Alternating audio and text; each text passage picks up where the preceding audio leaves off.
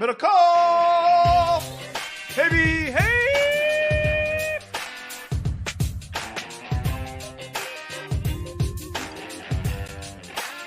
Friday night, live on the tube. It's good to see everybody. Hello to everybody on YouTube. Thanks for hanging out and queuing, waiting for us to begin. It's great to be here. If you're listening to this or watching this not live, as we begin, the Niners and Packers are in the third quarter of their Friday night preseason game. If you're listening to the podcast, go check out the YouTube channel. It's great to have you listening. Please leave us a review on Apple Podcasts. 5 stars, ask us a question, any question. I saw somebody for our next mailbag left us 5 stars.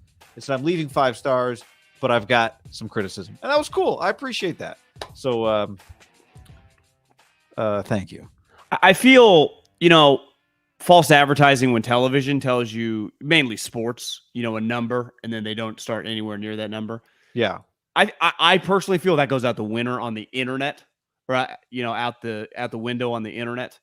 The timing is there is no such thing as timing is forever. It's as the Foo Fighters would say, ever long. And there's no, it doesn't. You're not necessarily waiting because you're watching on your phone. Yeah. I mean, I agree with you to a large degree. Like today, I honestly, out of practice, it's preseason for me. Flipped on the Niner game. Google told me the game was at 5. I turned it on at 5:30. At the same time, we don't want to drive people away. But yeah, I mean, we try to communicate, hey, around the start of the third quarter. I might have said specifically we'll be on at the start of the third quarter, but regardless. Yeah, you see, to me, like the way that we talk, I think there is not set times. What I think would be fucked up or horseshit if we just didn't go.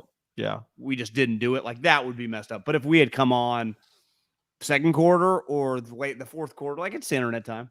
Yeah, internet time. I like that. I mean, there's 2 guys with man buns at Levi Stadium. He almost said touchdown Raiders, but he went with Ray. Tim Ryan's, how about his tan? How good does that guy look?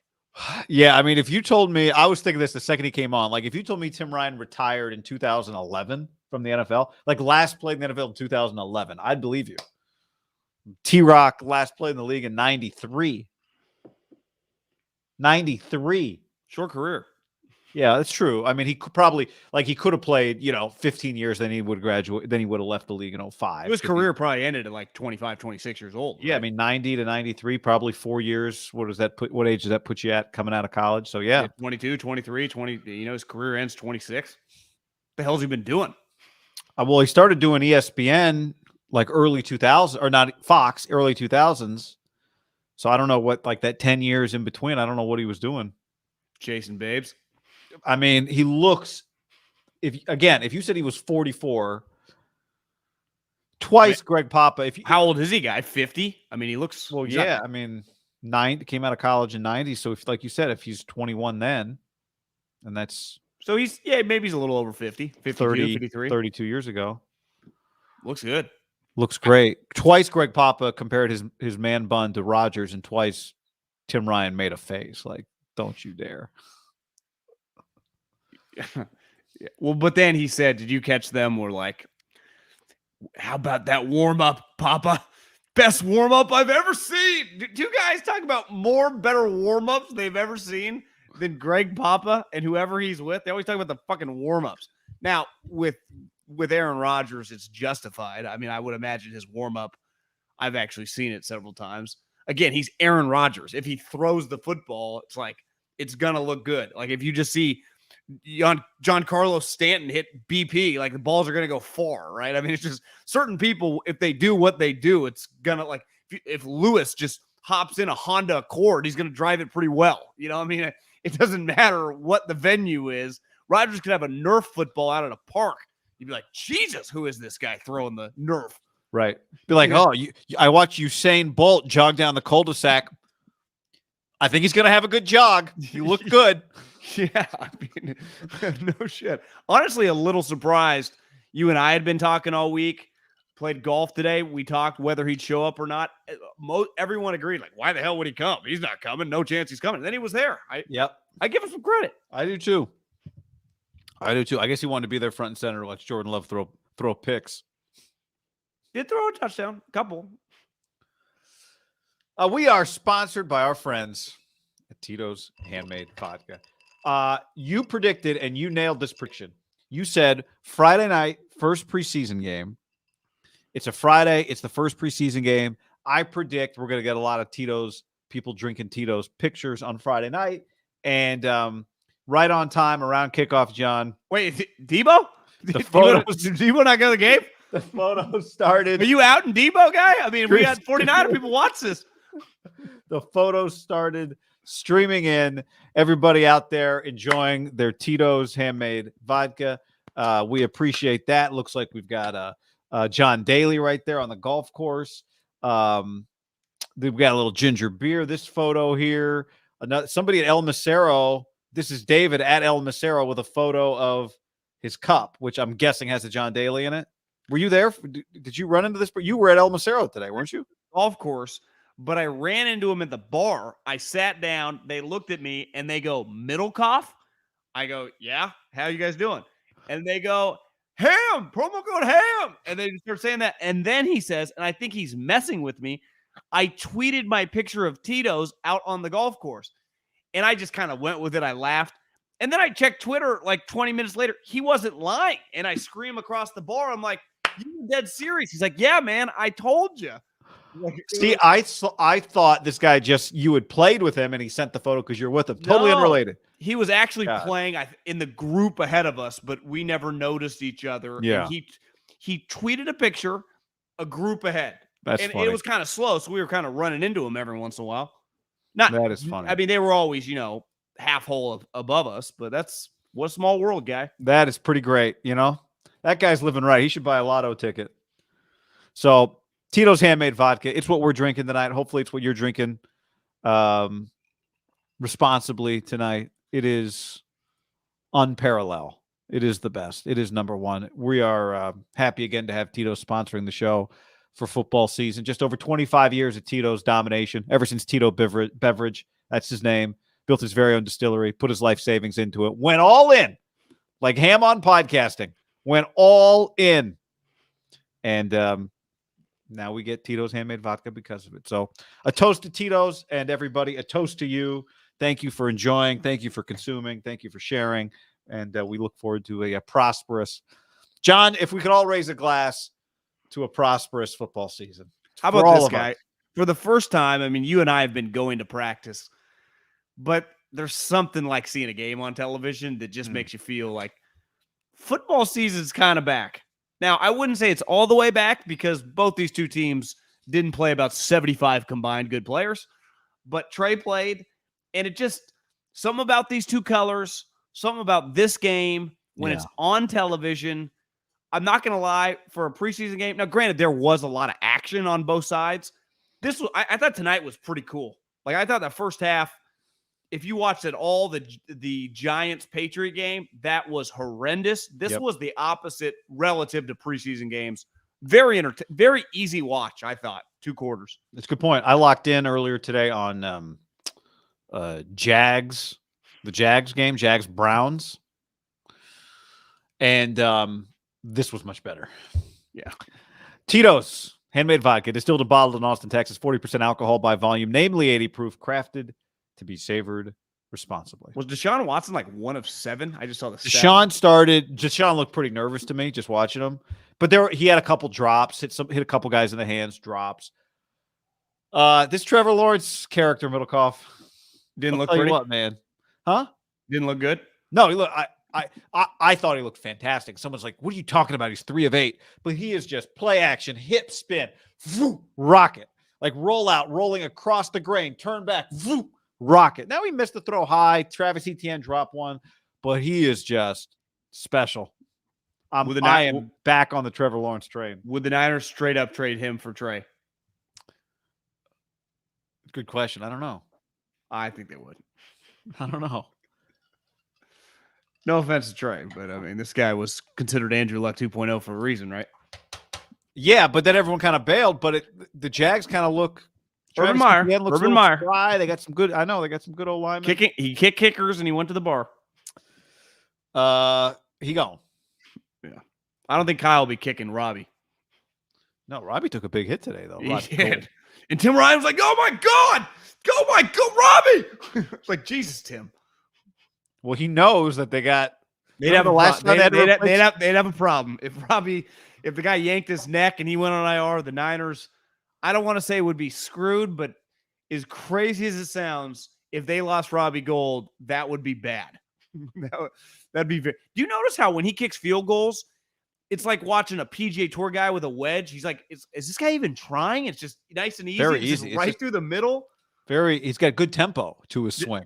Does he even try on the extra points anymore? It just feels like he's doing a chip shot. Would you agree? Good tempo on the leg? Incredible tempo. He's kind of got a golf thing going with his easy kicks. I saw a man today who had to be no younger than 77 years old at a bus stop with a cane practicing his golf swing. Well, yeah, it's an easy time killer. Did he use the cane as the swing? Yeah, he was swinging with the cane. just doing practicing swing. I was like, oh, all right. Do you think we get in the next 5 years, or is it just be too negatively thought of in the industry, a football coach ever caught on camera golf swing, or is that probably not able to do that? What do you mean, football coach caught on camera? Game, football coach, game a little out of hand, like an assistant coach. Oh, just practicing his. To me, where it would happen is like somebody talking to Robbie Gould on the sideline.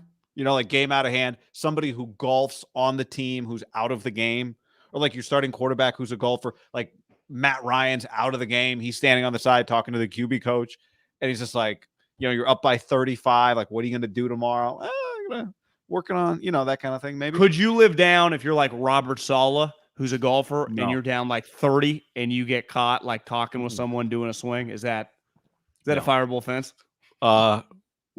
For the way the season might go for the Jets, it might be. Yeah, which we can talk about as we begin this. The rumors are rampant. Yes, we've heard. Well, Niners might have a present to ACL for Zach Wilson, so we can get to that. Right now, as we watch the game, Nate Sudfeld, who one Niner said to me the other day, he's like, "You guys are wrong about Nate Sudfeld. Nate Sudfeld can play." So Nate Sudfeld, I haven't seen the numbers right now, but eyeball test, John. What do you think, pro? I got a text from a buddy that's like, "Is Sudfeld better than we think?" And I'm like, I'm not saying he's this guy, but he's kind of got some vibes. Flacco-ish, tall, skinny, big arm, not moving. Do you think he's a little? It crossed my mind today. Is he a little more athletic? Yeah, he's a better foot athlete. Here's what you got to give him. Listen, to that player, I don't know if we're that hard on him. I just assume he's probably worse than he is. He if you go to practice, he does look good in practices, right? He completes a lot of balls in practice. Throws a very pretty ball, yeah. Throws a pretty ball. He's made good throws in this game. He looks. I get it. That's what I'll say. I get why the Doug Petersons, why the Kyle Shanahans, why players, if you're around him, why you think he could play. I do. I text with a scouting buddy who's just like, I think he can toy with you a little. Like, could you a month with Nate Sudfeld as your starter? A month, like 4 games. What would it look like game in, game out? That would be my question. Yeah, which you could say, I think, with most 2. players. Right. But I don't know. Maybe he would stun you. To me, most backup quarterbacks, your hope is to be a 500 team if they have to play for an extended period of time. Well, when you text me about who saying we were hard on him, and my response, the first thing I did was, I think I was in the car and Colt McCoy's name had come up in the background. So I just typed in, I'm like, well, I remember that the Cardinals re-signed Colt McCoy. What was the number? And in my mind, I thought like maybe they paid him $5 million to be a backup again. It was $1.25 million. I don't understand. He's a good player. And remember, Sudfeld got $2 million guaranteed. And I guess it makes sense, but I'd never really thought of it. Tim Ryan's like, he's never started an NFL game. And I was like, Colt McCoy is 35. He's played a bunch. I think Sudfeld's thrown 37 passes, if I recall, and he's 27 years. Is he 27 years old? Did you check? And what percentage of those passes were that, second half against the Giants in that game? I mean, if it's 37, most of them. He's 28 years old, and he's thrown 37 passes. This is the Chase Daniel thing. And listen, I'm not saying he's better or worse. This is the quarterback everyone came here to hear us talk about, by the way. Yeah, we'll get into Trey. There is something to be said. Like, ultimately, Trey Lance is judged on winning, losing, third down, passes. Nate Sudfeld is really making a living off being very, very well-liked and being smart, right? And functioning in practice. Because he never has to play, ever. That $2 million never played. I mean, he was a third stringer last year. Now, I get they're doing the math, right? Jimmy's not going to be here. They need a backup, $2 million. They're comfortable with him. I get it, but I'm not saying he's stealing because, like you said, he could, if he had to start 2 games and he split, that's worth $2 million, the backup quarterback. But it's based on nothing. It's based on nothing besides just intangible. Love this guy. I think he knows, right? I mean, you sign Colt McCoy to be your backup. You're like, remember when he fucking threw 3 touchdowns against the Niners? Right? When I sign whoever to be my backup, it's usually based on even a Geno Smith or whatever. These guys have played a lot of football. I mean, I'm just going practice only with this guy. And again, like we said, he does look good in practice. I don't really remember last year with Trey and Jimmy, but this year he definitely has. I'll give him that. All right, John, let's talk about Trey Lance. Made his start, played the first drive, 8 plays. Dime. Threw maybe enough passes. He thought, well, maybe Kyle Shanahan will sit him down. Came back for the second series and, dropped a gorgeous touchdown to Danny Gray, who then broke a tackle. I actually thought he was going to get pushed out of bounds. Same. And he sprinted for the touchdown. So what do we think of the way Trey Lance played? Ultimately, the final line, whatever that means to you, 4 or 5, 92 yards, a touchdown, no picks. And a successful day, I think, on a simple level, but we've been kind of drilling down on very specific things, watching him in practice. What's the good and the bad? What stands out first? Yeah, I would say the good and the bad, if you're starting with the positives, obviously the Danny Gray play, right? And I just think that now they have run. I know everyone's like, oh, they're throwing deep for the first time. He was in the slot. They have run. Like, that's a Kyle Shanahan special, right? You're not sending the outside guys deep. You're kind of setting something up and the other guy's slipping out. Like, they have run versions of stuff like that. Now, it felt more explosive than Jimmy, but really, how far did the ball travel in the air? I'm not diminishing it. I mean, it's a good thing. Push the ball down the field, hit that pass. Your receiver beats him. That's a positive. But it's not, I don't consider that like a 50-yard bomb, how it kind of feels when you see 70-yard pass, right? It was a good start. And you got to hit him. Like, I thought when you saw Danny kind of open, you're like, oh, he better hit this guy. Yeah. Even if he had to kind of stop. And I wouldn't say he led him perfectly, but it definitely hit him where he didn't need to break stride. And 4.33 is the rest.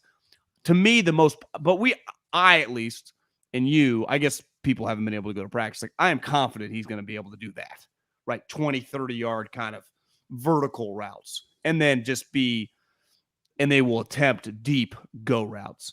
But to me, how about the slide on the run? We had talked about, like, is he going to dive head first? What's he going to do? He slid. I gave that slide like a 7.3. Well, yeah. I mean, he's not going to be Kyle or Russ Wilson. Okay. If you slide, you can't hit him. I didn't know he knew how to slide. If he slides, he can't get touched. Like, to me, that was the most positive thing. If he's going to run and slide, that means he's not going to get tackled. A lot of runners, Lamar Jackson doesn't know how to slide. Michael Vick didn't know how to slide.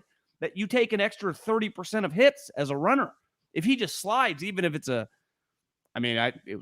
was fine with me. Like, I don't need him to look like, Ricky Henderson. I guess Ricky slid head first too, but you know what I mean? Yeah. I thought his slide was, why do you give it a 7.3? He's big. Yeah, it was a slide. I was happy he slid. I didn't think it was a great slide if I'm nitpicking slides, but it was a slide. It was a good slide. It was a slide. It was fine. Did you think he knew how to slide? I mean, I was kind of shocked. I mean, if you told me he didn't know how to slide, I'd fall out of my chair. But you're right, he hasn't done it yet. So a lot of quarterbacks don't know how to slide, right? 34 air yards. Well, mobile quarterbacks, if you're big, you don't really have to do it that much, especially if you played high school and then at a lower level of college. 34 air yards on the throw to Danny Gray. I thought what was great about that slide was that the slide, his decision to run was like the last thing he wanted to do. He looked, felt his way in the pocket, looked again, had to get out of there, then got out. I love that. That was the second play of the game. I love that. Didn't freak out much in the pocket. Like when No. things were getting weird, he wasn't like looking as a runner. He wasn't like one read, I got to take off. A lot of the bad throw. And I saw some people like, oh, there's Kaepernick on and out. Not many vibes there of like one read out. Like he's kind of looking around. The one like where he almost got Tom Brady in his knee. You're like, oh my God, and he gets up. Everyone's like, he's okay. When that happened, I thought, is he going to pull him right there? If you would have told me that Trey Lance ran out and Sudfeld ran off after that play, or ran on after that play, I'd have believed you. If he had just called it off, if just abort, Shanahan, abort. It's happened before, and it'll happen again. Not maybe with Kyle, but just coaches. Your heart, everyone's heart dropped on the sideline, I'm sure. Just the nature of that, when someone runs into your leg and you're kind of going forward. But that's back to what we're saying. He's staying behind the line of scrimmage. Which is one of the things I love about him. Let me update. 42 air yards. I've calculated from the line of scrimmage, not from where he threw it from. I actually think, while you're right, it wasn't like the deep ball that we've been talking about. I think it's closer to the deep ball that we've been talking about than to the most of the. I agree. Garoppolo has made, because it's part of it is it's a sideline throw, not a middle of the field throw, and it feels like Garoppolo. You didn't see that a lot, and so to see it in his first game of this season, that's fair. Because slot, but he kind of worked up the sideline. Yeah. So I thought it was much closer to what we've been wanting to see than what we actually have seen it pass from Jimmy Garoppolo. I thought that throw was somewhat representative of not just part of what I thought made it unique too was that he threw it to Danny Gray, who we've been talking about. What added element does he bring? Whatever, but we can talk about him later. The other throw that I think probably really stood out was the 3rd and 9 throw that ended the first drive. That was incomplete to Danny Gray, where Danny Gray actually didn't. It looked like, I thought, live. He got both feet down. He didn't get either foot inbounds. I thought it was one live, and you're right. It was neither. Nice catch, though. It was a nice catch. But what did you think? What did you think of that throw? That's probably closer to a throw that you'll see a lot than the 42 air yard throw to Danny Gray, the second one. I guess what I was saying about the deep ball, I have confidence that he is going to be confident pushing the ball down the field. It's a strength of his because of his arm strength, because of the guys he has the ability to throw to, with the talent around him. I guess, not that I assume that, because that's not fair, but like I'm confident that they're going to call deep shots and he's going to let it rip. You separate yourself, and as a good team in general, on 3rd and long, and really 2nd and long now too, and balls at the sticks. And that, to me, is the question mark with this player, which one pass, like the most, Aaron Rodgers has missed that pass. So people miss that pass. But that is something that we saw in training camp that then we saw right there. Now, you could say there are some positives with that throw. He just misses high and long a lot. So it's not like he's missing behind him or it's hitting the DB or he doesn't have the arm strength. Like, that's a sneaky longer throw than I think the average fan on their couch with the Titos thinks, right? Because it's usually the back hash, even though the hashes aren't as far in the NFL, but it's still, that's traveling 30 yard in the air, maybe farther, right? And you got to throw it on a rope. Like that's not an easy throw, but I do think it's fair to say is like the 10, anything 3rd and 7 to 3rd and 15-ish, like a deep pass is going to be where you're holding your breath with this player right now in terms of accuracy. Not that he can't get it there or the timing. Like, he knew right where to go with it. And even Tim said he might have been a hair late, which, again, he's second-year player becoming a full first-time starter for the first, coming into training camp. He wasn't that way last year repping with these guys, even though Danny Gray wasn't on the team. But, like, that just kind of concerns me, is just the consistency. And that's going to happen against good teams. And let's face it, the majority of NFL games, I remember Tom Coughlin said, like, this a little while ago, but I bet it still rings pretty true. Like, 80% of NFL games are within one score heading in the fourth quarter. And the NFL is not college football, right? And you don't really realize it until 5 Sundays go by, and you realize most times at 12 o'clock as we're going into the fourth quarter in the morning window, like, most games are not 30-7. I mean, a lot of them are just 20-13, even though it feels like, God, this fucking Packers are kicking their ass, but it's not actually. And then they end up winning 30-13. But But That's I bet the way your the team, NFL is. if you have a team that like your first, I bet your 1 seed, if we went and looked at the 1 seeds every year, just if we went back and looked 10 years of 1 seeds, I bet they play in more close games than your, maybe your 8 seed or the teams that just missed the playoffs, right? For sure. Like those teams that get blown out are playing in less close games. The teams that win play in a bunch of close games. Like you have to win close games. If I were going to give him some benefit of the doubt on that throw, I'd say, he's not Danny Gray. It's not Brandon Ayuk. It's not Deebo Samuel. It's not George Kittle. It's not Juwan Jennings did play, but that ball didn't go to him. But that route is probably to Brandon Ayuk, and they are similar size, right? It's not like Brandon Ayuk is Julio Jones. He'd still have to leap up like that. Yeah, I mean, maybe that I don't know what would be different if you put a different player there. Maybe the route is run a little differently. Maybe he trusts earlier that Brandon Ayuk's going to do what he's supposed to do and throws it earlier. Maybe Ayuk somehow pulls that in with a little longer arms and drags both toes. I thought watching practice, and I said this last week, Danny Gray struggled in that get both feet down drill. Now, again, I'm not blaming him on that throw, but just something I think big picture, like my overall kind of takeaway after watching Trey Lance 2 drives was I just thought he looked comfortable. He looked like the guy I thought that we saw after that bad Sunday practice come back, run, hurry up offense, run offense and team, and just look in control. And part of it, I think it's clear, is that when you're not just doing drills and you're actually running real offense, you have an advantage in that Kyle Shanahan is calling. You have plays being called and plays off of another play that sets you up to do something. I wonder if they came back on the field for the second time, specifically with the idea of hitting Danny Gray on that. Now, maybe they didn't expect it to be 3rd and 9, but I got to think Kyle Shanahan had that in his mind. I did think when he missed that pass, I was like, I bet he comes back out. Like you're not ending on that. You wouldn't think, but you remember the play they ended practice on the other day? It's a little different in practice when you have it set that you're leaving, and a game when you go, I'll give him one more series, because it's not like, well, I'm yanking Trent Williams, Juice, and Kittle on this. Like none of them started. Let's face it, Kyle didn't play anyone really except Trey Lance and the rotating interior guys, right? I mean, he started with Danny Gray, with Kraft, with Trey Sermon, with the Fresno State fullback. Okay. Like that's who Trey rolled with. So I had no concern about rolling him back in, even though he was close to whatever the quote unquote pitch count was. Like, fuck it. I mean, you could have argued, we'll get into what's his name later, the tore his ACL potentially. If you would have told me that Kyle got cold feet after that happened, now it would have sucked for me and you and fans that would have been, but I would have got it. Because a play like that sends chills around the league, right? Which, like, oh my God, do you see they might have just lost their starting quarterback? Like, that's something that goes like wildfire in the NFL. I wonder, honestly, if that impacted all the guys that didn't play, or maybe he was dead set on those guys not playing much after we were at practice on Wednesday. It was probably their most physical practice, definitely in like a week. So it's not, maybe Kyle in his mind was never going to play those guys once they got after it in practice beside Trey. But if you would have told me that either he got cold feet or he just decided not to, I couldn't totally blame him, because you see, that play where I don't even know the guy's name, some backup on the Packers, and no fault of his own, right? He's just kind of coming and he's low. He maybe trips. I didn't see how he kind of got low. I mean, that just jolted all of us. I mean, just because we see, and then you're already thinking there's already been a major injury at quarterback. I mean, it's August 12th.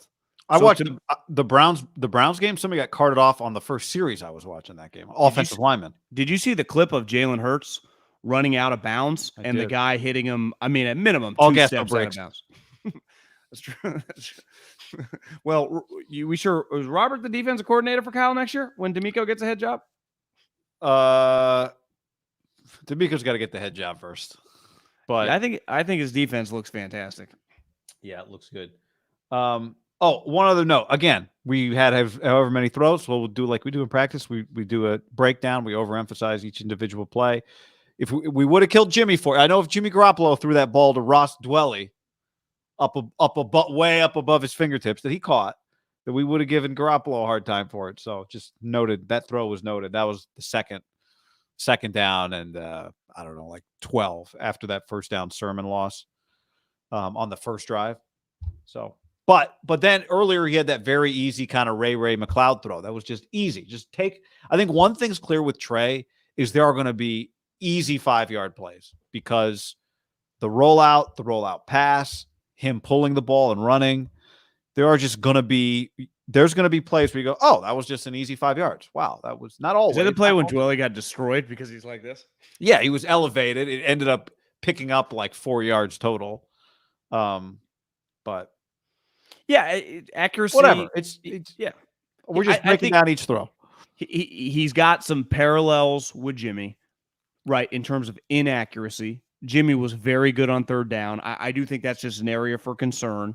But I also think that Trey's going to be such an explosive player, running one. I mean, just being able to pick up, even if you don't get 5 yard or first downs, what if it's 1st and 10 and you just pick up 7 and then you do your slide? Boom, it's 2nd and 3 where Jimmy might have got sacked or thrown it away and the deep ball. So there is a balance out immediately, even if this first year accuracy is hit or miss on some big plays, because it's basically like being a 3-point shooter, right? He just hits some big plays and boom, you flip the game, you flip the field position, and 2 with his legs. Like I'm not okay with it because every time it happens, you're like, oh my God, he's going to miss some must-have downs, right? 3rd and 9. Like he's just going to overthrow some guys. I also think it's much safer to do on the sidelines, middle of the field. Those balls get high, right? And this was a Jimmy problem. Safeties just hits them in their chest. Yeah. You got to be careful. And this is where I think as you learn, and Kyle just has to acknowledge, like, this is kind of what we're dealing with now, you kind of call plays around that, right? You call more deep shots. The other thing is Jordan's been in the offense much longer. The way they run similar offenses, right? Moving the quarterback around with the boots and the waggles.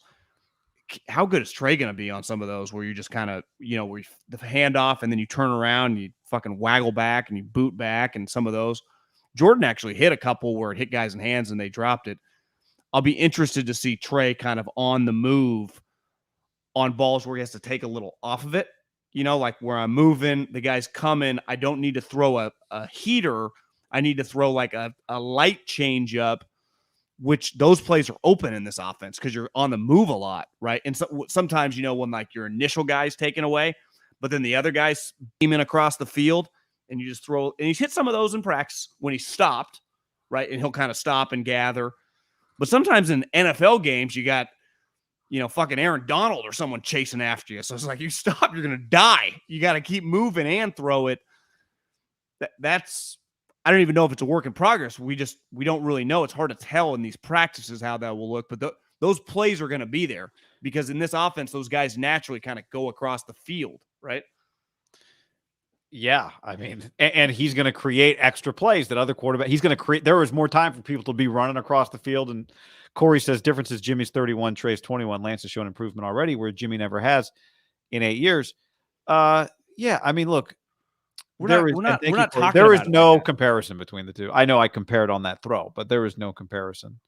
We're not doing that. We're doing it in a vacuum, like last year to get to the playoffs, this year to get to the playoffs. We're not projecting. We're not talking about a 5-year projection plan. We're talking about 2022 trying to go 12-5 and a team loaded with stars ready to kick the shit out of people. That's their mindset. And the quarterback now, he's ultimately in the driver's seat. Now, Kyle can get over there and kind of steer a little too, but it's their goal. This is not about like, it's about 24 and 25. I mean, ultimately it kind of is in 24 and 25. But it's 22 right now, and this team's, they have a Super Bowl roster. I'm pretty confident on that in terms of their depth, in terms of their talent all over the field. The only reason I wouldn't just put money on them to win the Super Bowl is they have a first year starting at quarterback, young player who hasn't played that much in his life. Yeah. I think if you looked at every team like a creative player on Madden and you got 100, right? And you gave them some on this and some on that. I think the Niners would end up in a group of teams with a lot of, in the 90s, because maybe you take a little away on rookie quarterback, but I think you'll have to add some on some of the other things he brings. And then you just start going down the list of other teams. Like, just look at all the questions you have with so many other teams who are Super Bowl contenders. And there's no question that they Well, have let's Super just Bowl take roster. what I would say based on last year. I know the Bengals beat the Chiefs, but let's just take the Rams and the Chiefs right now. The Niners subtract all three quarterbacks. Niners have a better roster than they have the best roster, minus the quarterback. Obviously, the other teams, the other two, are in a different universe at quarterback, especially the Chiefs. And even now with Stafford. I mean, Stafford's a guy that can throw 45 touchdowns now pretty easily. I think what the question is, would you rather have the much better roster and the question mark, a young, but hopefully ascending quarterback, or you just always take the quarterback and then figure it out from Well, there? no, but see, I like what you're asking is like a theoretical question. What I'm saying is just in the real world where the Chiefs exist and the Rams exist and the Niners exist and the Bucks exist, and you just go down the list of the teams that are supposed to be Super Bowl contenders. Yeah, you got Stafford and Mahomes here, but you might have this defense here, and you know what? Trey Lance might bring you something that the other team doesn't, and you got Kyle Shanahan who can go toe to toe, and you got Ayuk, and now they got Allen Robinson, and now they got we could play that game, but I think your original point, which was they have a Super Bowl roster, I don't think there's any question that they have a Super Bowl. I agree with you, and I think I like I said, I think if you look at all 32 and you really look at all 32, you go, okay, yes, this is a Super Bowl roster. Is it the best roster? Would you? Well, we could debate that, but it's clearly they're a contender. Well, that's why I think when we talk about Trey, and we're going to do this, however, every week now for months, on that given week, like we're talking about winning, not these next couple games, obviously, and not tonight. No one gives a shit about the score. No one remembers any preseason score except John Harbaugh, who might never lose another preseason game. 21 in a row. You see that? John Harbaugh, Ravens? They do not lose. But he is going to be evaluated short term. Like you just said, you watched some of Trevor Lawrence today. Trevor Lawrence this season, like it's just about progress and signs. Yeah, he's got 3 years before anyone really cares. Yeah, Trey is not living in that world. Honestly, the only other young quarterback in his class that, I mean, Zach's on the shelf now, would be Mac. Like Max, because the Patriots try to win and they try to go to the playoffs. And even this, but no one thinks the Patriots, honestly, but a lot of people don't think they're a Patriots playoff team, myself included. The Niners were talking about Super Bowl contender. So his games are just evaluated differently. That doesn't change the fact of like every positive thing is like, oh, the big picture, a lot to work with for sure. But they're also like Juice, Kittle, Fred, Trent, Ayuk, Debo, Kyle, potentially last year, D'Amico. Like you're in the present, this team. So there's a balance to it when we talk about this young quarterback that a lot of young quarterbacks that get drafted high, in fairness, don't really have to battle. It's like, God, did you see that game? Threw 2 touchdowns, also threw 3 picks, but who gives a shit? They lost by 20, right? He doesn't get to live in that world, which is good. I mean, that's the expectations. Like he's on a team that's sweet and a team that's good and a team that's going to win a lot. Yeah, the things he does, they're going to really matter. They're going to matter a lot. Yeah, and some of them will be good and some will be bad, and you hope there's more good than bad. And I think that's why I like good reason. I think about this a lot. The likelihood of winning a Super Bowl with a guy in his position is slim to none. It's never happened. Yeah, rookie quarterbacks never won a championship, right? Wasn't that the story the other day? Probably, but he's technically not a rookie, right? Oh yeah, what am I thinking? Russell, never mind. Yeah, so, but like I don't think it's Super Bowl or bust for them. But you also get back like how many opportunities we talked about this a long time with the Jim Harbaugh team. Things change fast in the NFL that like you have this little window. Like ultimately the Chiefs might have had their best chance to win a Super Bowl for the next 5 years, the last 4 years. And they got to 2. They went to 4 AFC championships. Obviously the Niners would sign up for that little run, but like you get your opportunity. The opportunity's kind of now. So you got to get there. Like that's the other thing. It's definitely playoffs or a disaster, Yeah. Now we've talked about they lost some interdivision. They went 2-4 in their division. They still got the 10 games. Like they should be able to do that, but the schedule's hard and just gets back to that one throw that he missed. Like those throws against the Broncos, against the Chargers, against the Rams, against the Cardinals, against all the good teams they play, against the Raiders, against the Chiefs, like those are the throws that matter in the second quarter, in the third quarter, in the fourth quarter, when it's 7-7, when it's 17-14, when it's 21-17, and you just get a fumble and you're down, and now it's 3rd and 9. You're like, are we just going to waste this turnover with 5 minutes to go in the game? It's like, well, that's the beauty. Like, think about the Niners of the two the Super Bowl run and the NFC Championship run. You get a chance. I said this the other day. You make a throw, you complete it. It's incomplete, whatever. You turn it over on downs, you punt, you go to the bench, you go to the locker room, you come back out, you run another play. Shanahan, maybe you get 7 yards on a first down run. Maybe you run Trey Lance. Like, think of all the throws that Jimmy Garoppolo made in both 19 and 21 that made you just put your head in your hands. And he still made a bunch of great throws, right? Which, that's not a Jimmy Garoppolo comment. It's just, if you play starting quarter, if we went and found the guys that people think are bad starting quarterbacks, but guys that played a lot, right? But we're like 5 years, whatever. Pick random guys. And I think Garoppolo is a great example of this. You could put together highlight tapes of guys that everyone thought were bottom 15 quarterbacks in the NFL that were fantastic. There's going to be good throws. There's going to be bad throws. I think he's going to have both, and he might miss one and come back on the next drive and make a great throw. But this is where the team, the play caller, the talent around him, the defense, right? Quarterbacks make bad throws that guys catch and good throws that guys drop. This is, it is a team. My point, this is a team, and this team that he's on gives him the best chance to make the most. But I think him as an individual overcome player, mistakes. I think two separating factors are going to be explosive plays down the field, right? Throwing the Danny Gray type throws, push the ball down the field, which they could not do, and obviously his legs. And I feel much better about him running around if he can slide. Because I honestly, I just assumed he's going to be a face-first diver and take a lot of shots. Even though he's bigger than a lot of the modern-day linebackers, you just can't take shots, right? No. So if he's sliding, if you do slide, you do. How many times have you ever seen Russell Wilson take a shot? It doesn't happen because he slides. Yeah, was it did Bowman or Willis get him once? But that was early. We're talking 10 years ago, right? In the majority of his career, once those guys, he avoids. Yeah. Yeah. Who you want to talk about next? Danny Gray? We can talk about Drake Jackson. We might wait till the end of the game just to see if anything's said about him. But Danny Gray. The game might not end for about 4 hours. Fourth quarter. Danny Gray. Get him out of 86. 86 the only problem I got with Danny Gray. Everything else looks good. What's wrong with 86? I don't know. It doesn't. You think 86 looks good? What are his other options? I don't know. Single digit? 11 taken. 10 maybe available soon. Yeah, I don't know. But the point is, Danny Gray showed up twice. Now, say you want maybe the ball on the sideline, maybe a veteran receiver makes a different play. I don't know. What? How? Well, I like I said, I would love to talk to the Leonard Hankerson. How was the route? What did you think of his body control? Whatever. I don't know. But my point is, he was open.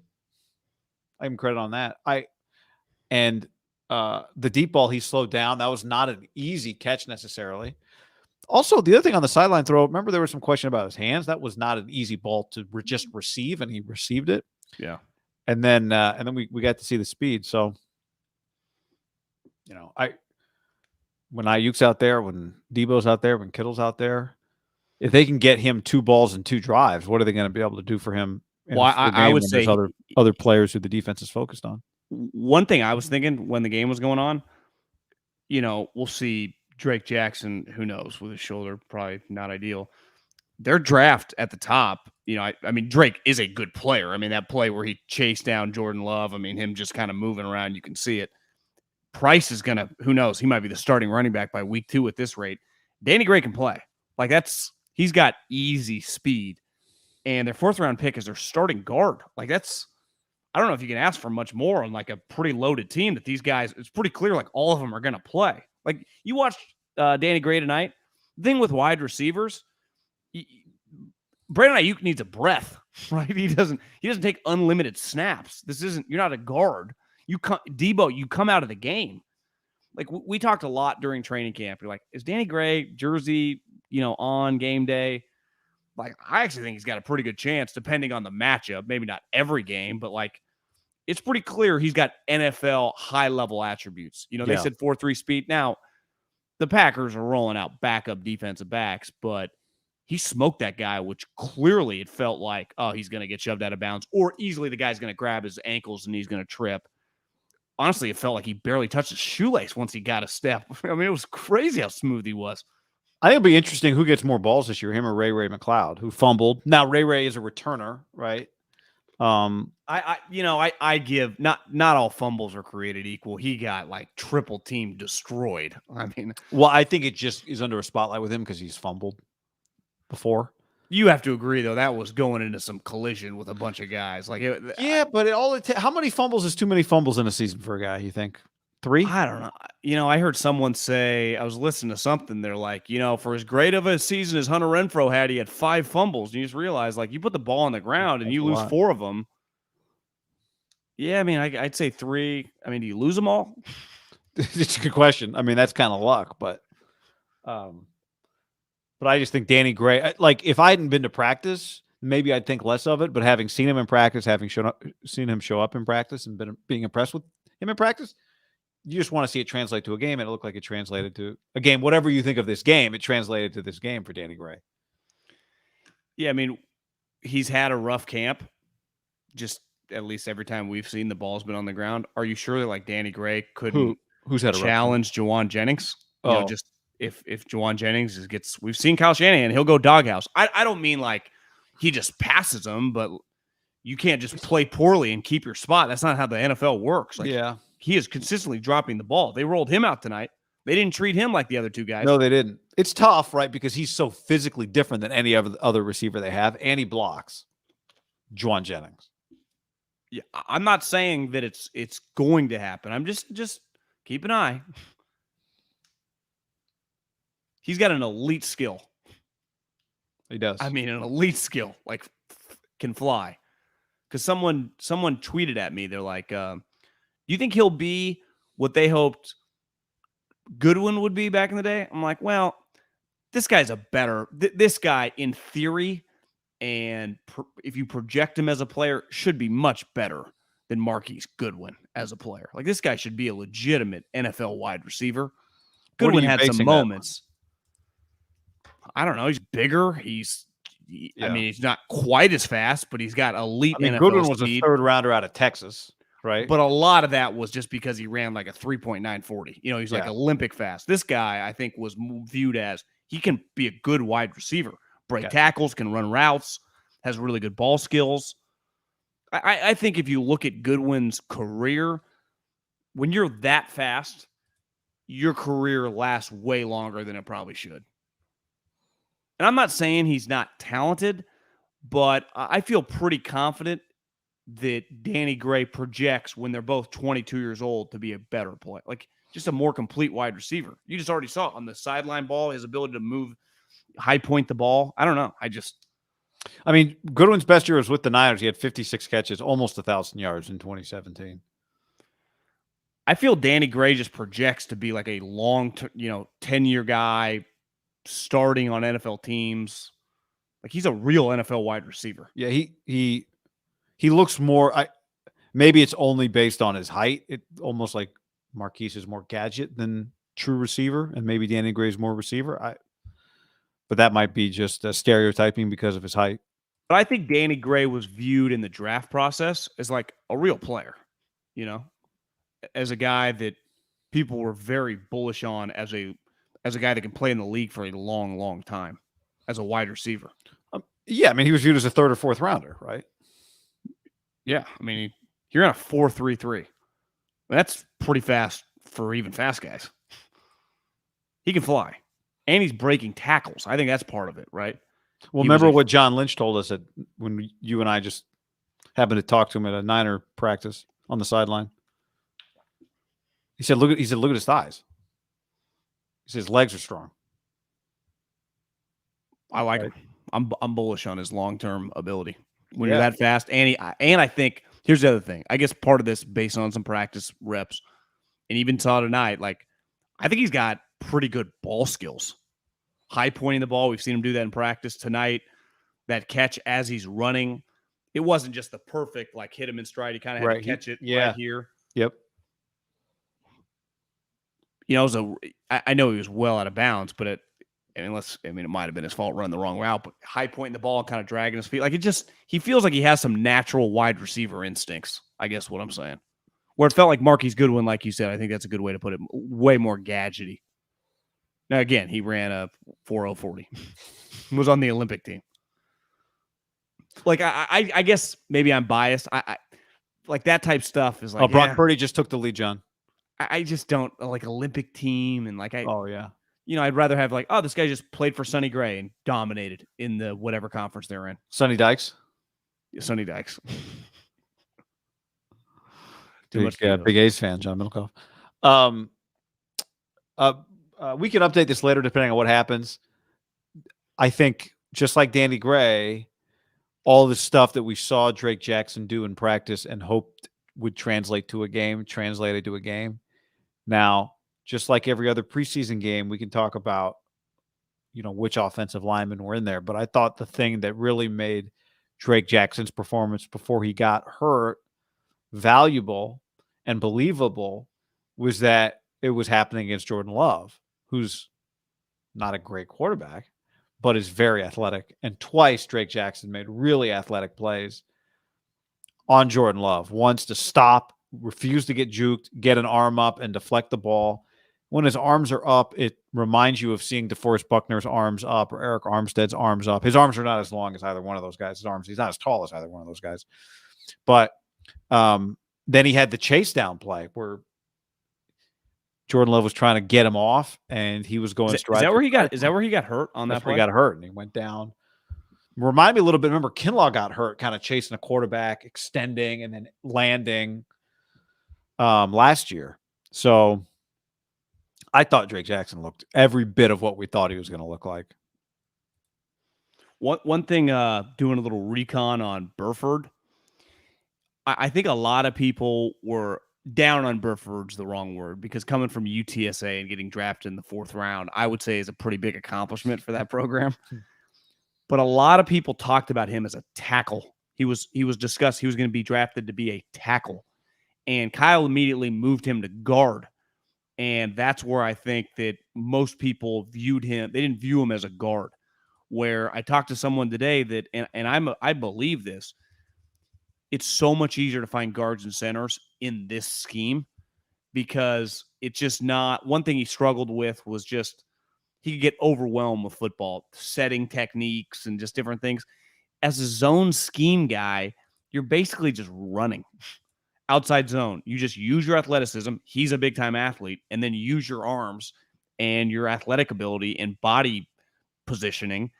You're not like Trent Williams can, but you don't have to shove guys 5 yards off the line of scrimmage. It's about using your athletic ability and positioning your body. It's much easier to play immediately than like old school pro style gap. You're just fucking running. And he has, like, I think a lot of people, when I tell people around the league, like, Burford's their starting guard, they're like, damn, really? And I don't think a lot of people viewed him or projected him to play guard. It just, because naturally he's long. I mean, he's got almost 35-inch arms. Like, he's got tackle level arms. And you said this earlier, and this is where I will give them credit, having not done my my draft recon on the guard tackles. If they took a guy that most people had as a tackle, and in their mind, like, we can get this guy, they viewed as like a mid-round tackle, and we can take him and put him to guard, immediate transition. Like, that's good. Like, that's high-level scouting, coaching, the whole transition. Like, that's a high-level move if it works out. It's still going to be a lot. It's still going to be difficult. Like, he's going to have to block the Aaron Donalds and the just good players. Chris Jones. I mean, they're going to see their fair share of, defensive tackles. I heard A.Q. Shipley, who was a backup with the Eagles when I was there, and he played for the Colts forever, and he's good buddies with McAfee because they play together, and he's honest. He's like, Pat, the last couple years in the league, I kept looking at my wife like, what the fuck am I doing? I got to get out of this league. He was a short, smaller offensive lineman. And he's like, the D tackles just kept getting bigger and bigger and bigger and bigger. And they kind of are. I mean, a lot of guys that look like Kinlaw, or they look like Donald and they move like that. So it is going to be, we talk a lot about Trey Lance and the transition, and rightfully so, right? North Dakota not playing that much. Boom, 49ers. UTSA, I don't know who they were blocking on a weekly basis, but boom, NFL. That's a pretty big transition for a player. Like, I think we got to be prepared to, like, he's allowed to have some moments, some whiffs potentially throughout the year inside against some stars. The question is how many can they really afford, right? Like, how good is their center? How good is Banks? How good is McGlinchey? Trent Williams healthy? The question is, like, how much are they going to really just how much can they afford? How much does Trey help, right? Maybe Trey can help those guys out because of his mobility. He can also hurt if he steps into a sack, right? So, but what about Drake Jackson? What do you think about him? Yeah, I mean, I thought that play where he ran down Jordan Love, I mean, part of Jordan Love's package was like, he's a really raw, talented physical specimen, and you saw him moving. I mean, you saw him moving all night. Like, Jordan Love can move. Honestly, Jordan Love, Trey Lance is the much, much higher level version of like major project with some physical skills. That doesn't always know where it's going, but he took off. I'm like, Drake. And then Drake kind of hawked him, as he turned the corner. Drake's like right all over him and leaps. Yeah, I mean, I'm a big Drake Jackson fan. I know. Did you hear Tim Ryan go, if USC wasn't just in complete shambles and had been playing at a higher level, this guy's a lock first rounder. Now, he also said he could be like Bruce Smith, who, if memory serves me correct, doesn't Bruce Smith the leader in all-time sacks? Could be wrong on that one, but I think Greg was like, just looks like him, right? He's like, yeah, just looks like him. I think Bruce Smith is widely considered, like Reggie White, LT, and then there's like this next group, and he's kind of in that group, of like, again, all-time great players, Hall of Fame, looking at each other right now if the lights go out in Canton. So I wouldn't go that far. I know Tim gets excited, but I feel pretty bullish about a backup pass rusher that's as talented as Drake Jackson for sure. He's not even the starter. Like I said, we could update. One thing's clear, like he is, in terms of when we find out what his injury is, if he's healthy enough, right, he's playing week 1. I can confirm. Bruce Smith, all-time sack leader in the NFL, right ahead of how many? Reggie White, 200. 200 sacks for Reggie or for Bruce? Reggie has 198. Bruce has 200. So, oh, wow. That seems like he's in pretty good company. Yeah. Do you think third? Anybody close? Kevin Green, 160. So that's a big RIP Kevin Green, but that's RIP. a big that's a big gap. Over under 75 career sacks for Drake Jackson. 75. I mean, 7.5 for 10 years. I might go. Realize like 75 is a lot, right? 75 is a shitload. You agree though? Like his injury affects them. He's gonna play. If he doesn't play, somebody who wasn't gonna play as much is gonna play. Now they got Omenahu, they got Ebicam, whatever. Like they're deep. Hyder. I mean, to me, they got unless he's out. They want to get him on the field. Yeah. Like he'd be playing week 1. To me, as long as he's back for Denver, I feel okay. Worst case. Excalibur asks, I don't like when I see an arm kind of dangling. Yeah. Excalibur asks, who's the active sack leader? Is it JJ? Do you have that in front of you? Von Miller? Derek Thomas, Dwight Freeney. It's Von Miller. How many does Von have? 114. So Chandler Jones, 109. Cam Jordan, 107. JJ, Justin Houston both have a 102. Aaron Donald, 98. I mean, he could get another 20, 30. Didn't Bruce play for a while before they counted sacks? Well, they started counting sacks in 1982. What was his rookie year? 85. Close. I guess they've gone back and looked at some of the top 10's pretty, Bruce is the leader of guys like Reggie White, Kevin Green, Julius Peppers, Michael Strahan, Jason Taylor, Terrell Suggs, DeMarcus Ware. So it's a lot of guys I'm pretty sure that have gold jackets or have them coming. And Dion would approve of some of those. He's like, yeah, who does he remind you? I didn't know who he was going to say. I was like, who's he going to say? And he's like, Bruce Smith. I was like, Jesus, Tim. I'd never stood next to Bruce Smith, just seen him on a lot of like the Bills docs. I always thought Bruce Smith was enormous, didn't you? I always thought Yeah. Bruce Smith was like 6'5". Yeah. How big is he? Well, that's what I don't. Tim's Oh, you're saying because Drake Jackson's not 6'5". maybe he wasn't comparing to his size; he was comparing to the play. I mean, Greg said to him, like, you're talking about his body, right? Even Greg, who, occasionally will Well, where did make a Greg grow strong up? Where did Greg grow up, and whose I mean, team yeah, he New kind of York, cares about? Like Buffalo. he has enough. Even the homer in him has enough understanding of the history of the game. Like that's who does he remind you of? He goes the other way like Ted Williams. I was like, whoa, let's just see if he can get through half a season first. And this is a Drake Jackson podcast. How tall did you say he is? It says 6'4" on Wiki. Jackson is not 6'4". He was comparing the player. Yeah. Well, I'm telling you, Greg made him confirm he was comparing the body. He's like, he just looks like him. That's what he said. But all right, John, here's the latest. Connor Hughes, who covers the Jets. Sources. Jets believe they've avoided the worst-case scenario with Zach Wilson's knee. Genuine belief it's not season-ending. MRI to confirm their feelings. The hope is that they're looking at weeks, not a year. That's the feeling as I leave Philly. Again, MRI final confirmation. Yeah, I mean confirmation. I don't know if they're gonna get an MRI to determine what the injury is, but I guess this reporter's report is they don't think it's an ACL tear, but they're getting the MRI anyway, obviously, and that would be very damaging to the Niners' hopes of trading Jimmy Garoppolo to the Jets. But if he just has a sprained knee and he's out a month, yeah, I mean you wouldn't do it then. But I mean honestly, you said this to me, and I have the same feeling, which is I don't want to see Zach Wilson miss the season. I know that, but no. But if he's out, I mean they go to the front of the line for Jimmy Garoppolo destinations. Yeah, I actually felt a little uncomfortable tonight on the social media streets of this Pro Football Doc just starts throwing out he tore his ACL, where it didn't look good. It's clearly a non-contact jump. But I think if you're over 25 years old, we've seen enough non-contact injuries to have a pretty good idea.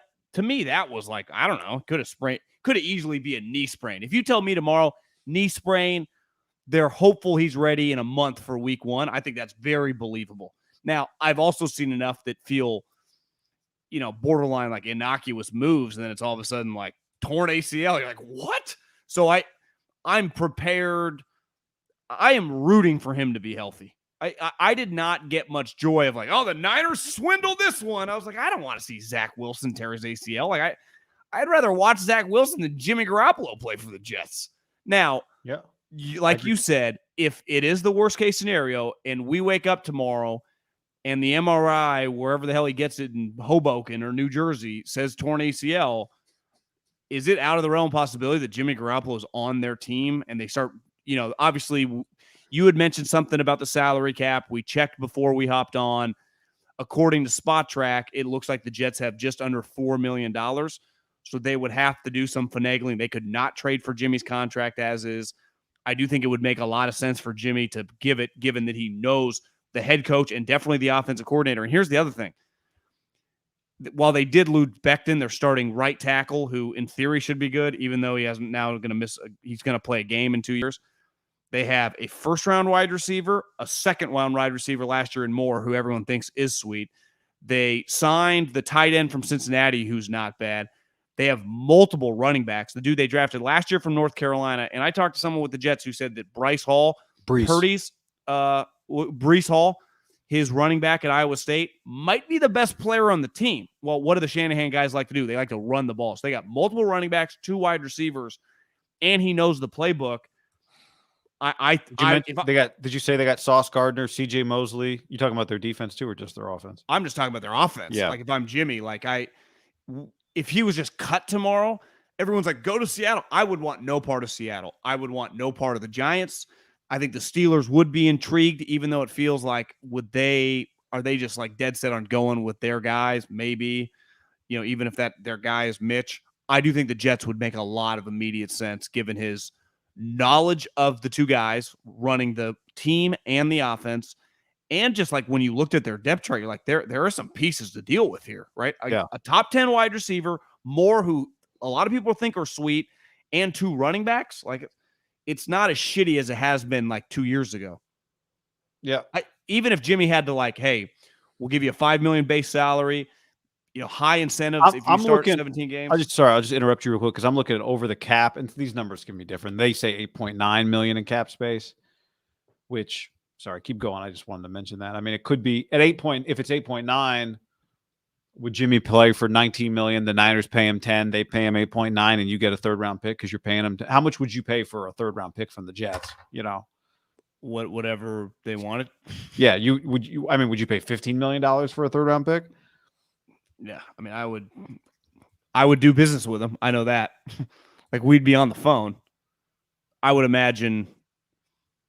Would you be stunned if there is not some communication with the Niners and Jets tonight, or if you're the Jets, you don't put that juju in the air and you just wait, or you can't do business that way? I don't know that you could wait. I mean, don't you have to kind of set up a contingency? They've talked before. They talked for the Debo deal. They traded. How did they end up? I guess they haven't done a deal with the Niners, but because they just signed Tomlinson, was a free agent. Well, I just happened to see they have the Niners 6th round pick, but it came from the Texans. But I mean, they know each other. I mean, they don't. Whatever. I don't think it's out of the realm of possibility at all that Joe Douglas, Robert Saleh, Kyle, and John have a little powwow tonight. After I think you're right, because if the MRI says ACL, they'd want Garoppolo there by Sunday, right? Saturday night. Saturday night. But Mike Silver would be like, well, Jimmy could be there Wednesday. Did you read Mike Silver's Garoppolo article? Well, guy, it's been well documented that Jimmy didn't text back with them over the years, right? Haven't we talked about that before? That Jimmy was hard to get a hold of? But it's always been kind of like, Jimmy, he goes underground. It's the first time it's ever been presented as, well, yeah, not ideal. Like, it's always kind of like, Jimmy, hard to get a hold of. But it's never been presented as, no, we were trying to get a hold of him. It wasn't just like, hey, bud, hope your summer's good. And he didn't get back to anybody. Well, he signed the deal, and then OTAs was, a month later or whatever. What they want to talk about? That's my thing. Like, I don't know. Playbook? I don't know. Mike Silver was talking about 2017 or 18, right? Yeah. Yeah, and I read the article. We love Mike, and we saw him out there practicing today. And then it just jumped to Trey, and I'm like, I think he just put this in there because he had it. I don't even know why it's here. Yeah, he wanted to throw a little fastball. It was good. I enjoyed it because I started doing. I'm like, all right, who was here? Could have been Slowick. Who could have told it? Niners staffer. How many guys? Well, he also threw in this, like, hey guys, don't just think I'm your fucking booger eating blogger. Like, Trey Lance's accuracy issues, or I was one of the guys that was critical. It started with me, and yes, quietly, the 49ers coaches have some concern. Like, hey guys, I talked to these people. Well, did you hear what Tim Ryan said on the beginning of the broadcast? Like, my question, one thing he's got to get better at, accuracy, between the hashes against zone. Like, that's a big part of this offense, and he's got to get better with. Like, that's what I want to see today. So yeah, I think Mike. You can love him and also think he's got to get better. I mean, here's the one thing I know about Mike Silver on the internet streets. He's talking to the coaches that none of the people on the internet streets could. Those people would never speak to. There's no connection there. So he's got more connections in that building than I do. So it's like he's not just throwing shit at the wall and like, hey guys, Trey Lance arm fatigue. Like, no, let's face it. Who do you think it came from? Like, he's been around this team, I don't know, since Mike Shanahan was the offensive coordinator. He knows the family. He knows the family. He ain't talking to Bobby Slowick. I'll tell you that much. You think it came from Mike? Kyle? I think it comes from John or Kyle. I think that's who Mike talks to. Mike does not talk to Mike Shanahan or him. Yeah, when you say he knows the family, but my thing is, it's coming from the top of the tree. Yeah. Mike, Kyle, John, like Mike. While he might know some random coaches, I don't think he's spending time like the quality control assistant's firing me some good info. No, it's like, Kyle, man, will you call me back? Yes. So we'll see. I mean, we still got to wait on Deshaun.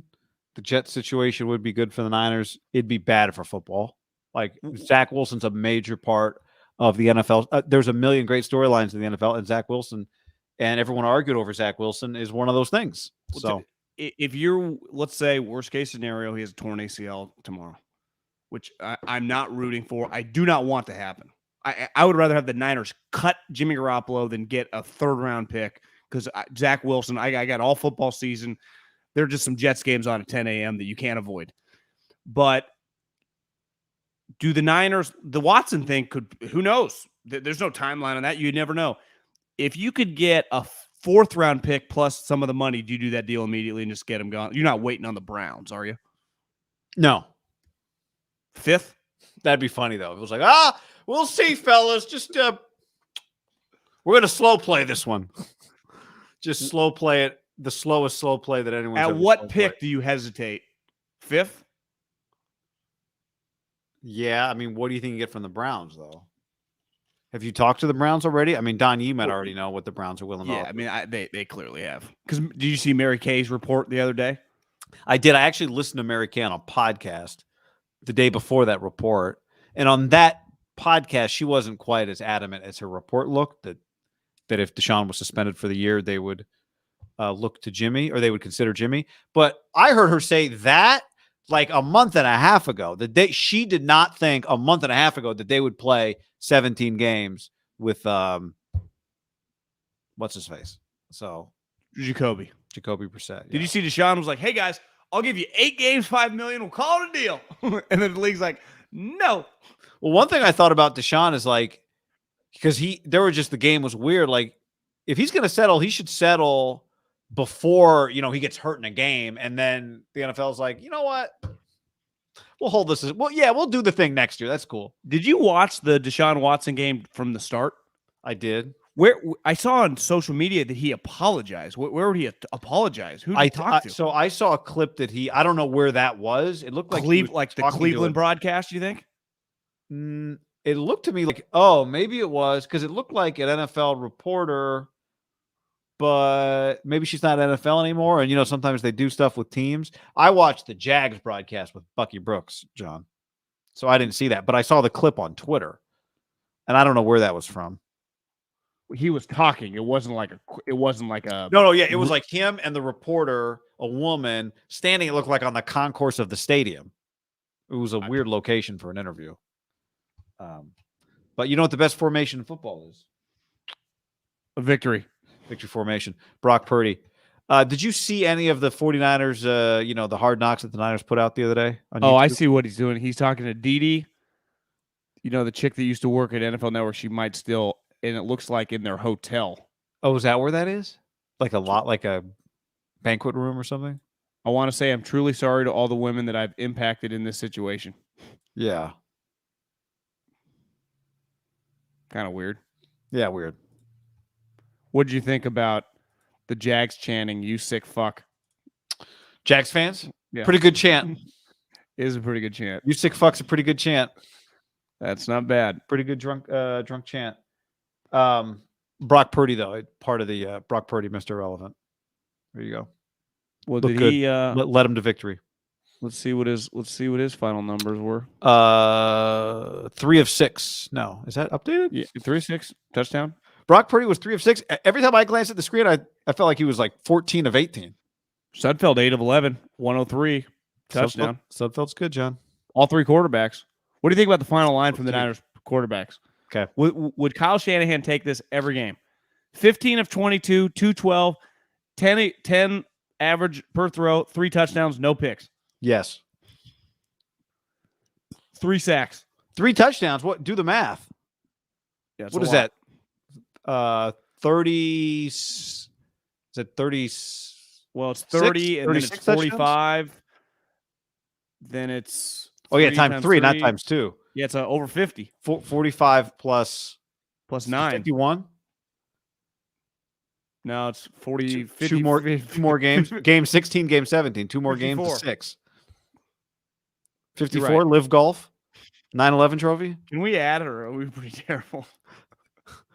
We're like 20 plus 7. Final answer. 17 times 3 equals 51. 51. You're right. Between the two of us, John, we might be able to get into a state school. Would he take 21 right now? Or is that not enough? With 211 passing? No, I mean, no. what's the completion percentage? Would he just take 21 touchdowns total this season? He'd need more than that, right? Yeah, I think you'd want a little more than that. That's barely averaging a touchdown pass a game. Like, you'd take 21 if it was like 3 picks and 68% completion percentage. Would he sign up right now for 26? Yeah. What's the interception number?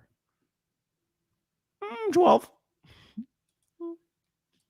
I don't know. He might think he can go higher. Portbot back in the chat, John. Well, the interception number, are you like? I'm already acknowledging double-digit picks this year. I'm not expecting a single number. Are you? No. But most quarterbacks throw double-digit picks, don't they?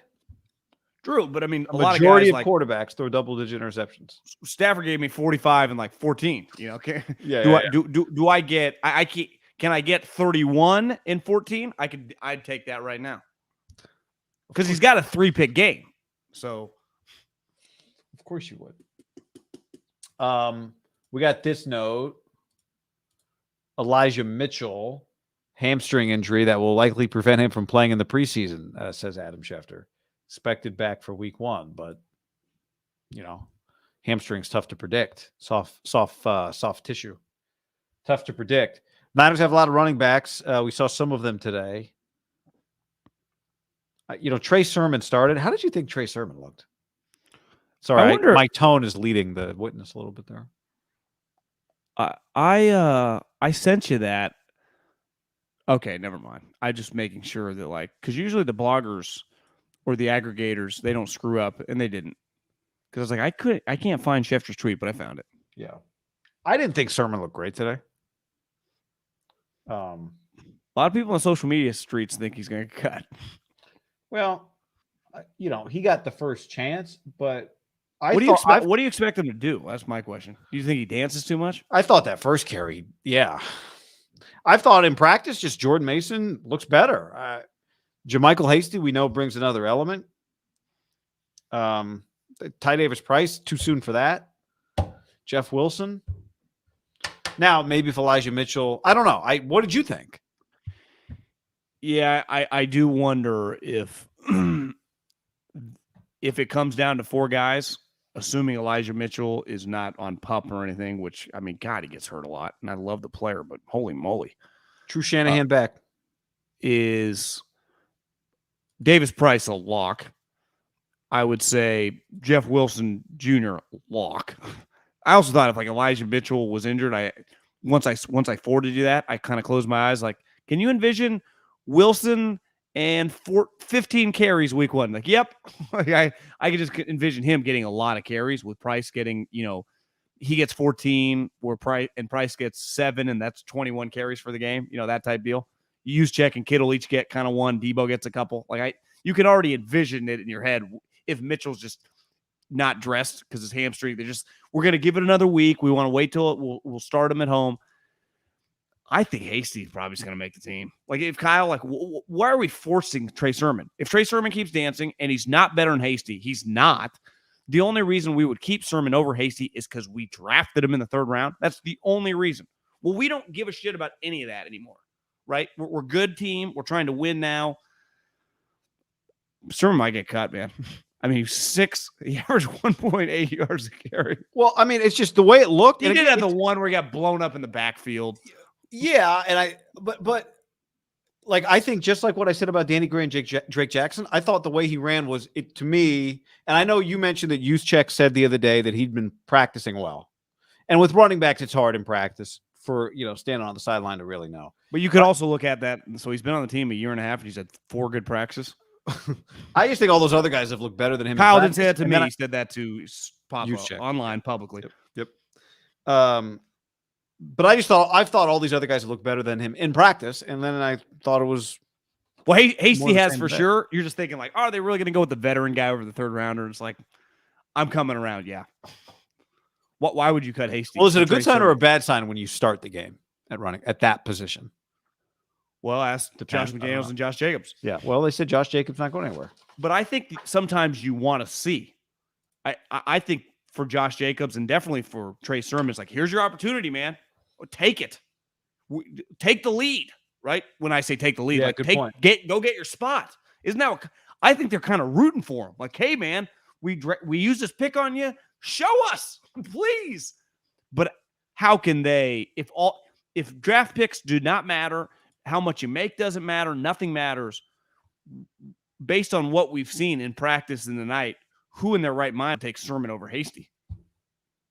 Oh, well, I mean, especially Hasty, because Hasty catches the ball and he can pick up pressure on, you can put him in on third down, pick up pressure, block. How's he? Would you say Hasty's a borderline lock if as long as he doesn't get hurt? Feels like he's on the game now. Yeah. You want a telltale sign? Preseason game 3 is Sermon like in there and just taking all the carries? Well, I wonder if does Jordan Mason get no carries? Well, I take that back. He got 6 today. Never mind. I thought they might try to bury him to keep anybody else from wanting him, but I just think so many running backs get cut. Nothing you can really do. What do you hide? You saying hide him to get to the practice squad? Yeah. Harder to do now with Roto World and Twitter. Like, it's already out there that he's been. Well, I don't know. Roto World, John, they've been wrong about things like Traylon Burks running with the ones, Well, did you see who was in the third and the fourth quarter in the Titans game? No, who? Was it him? Traylon Burks. Titans fans, man. The chat, man, they try to lie to you to prove their point. Titans fans.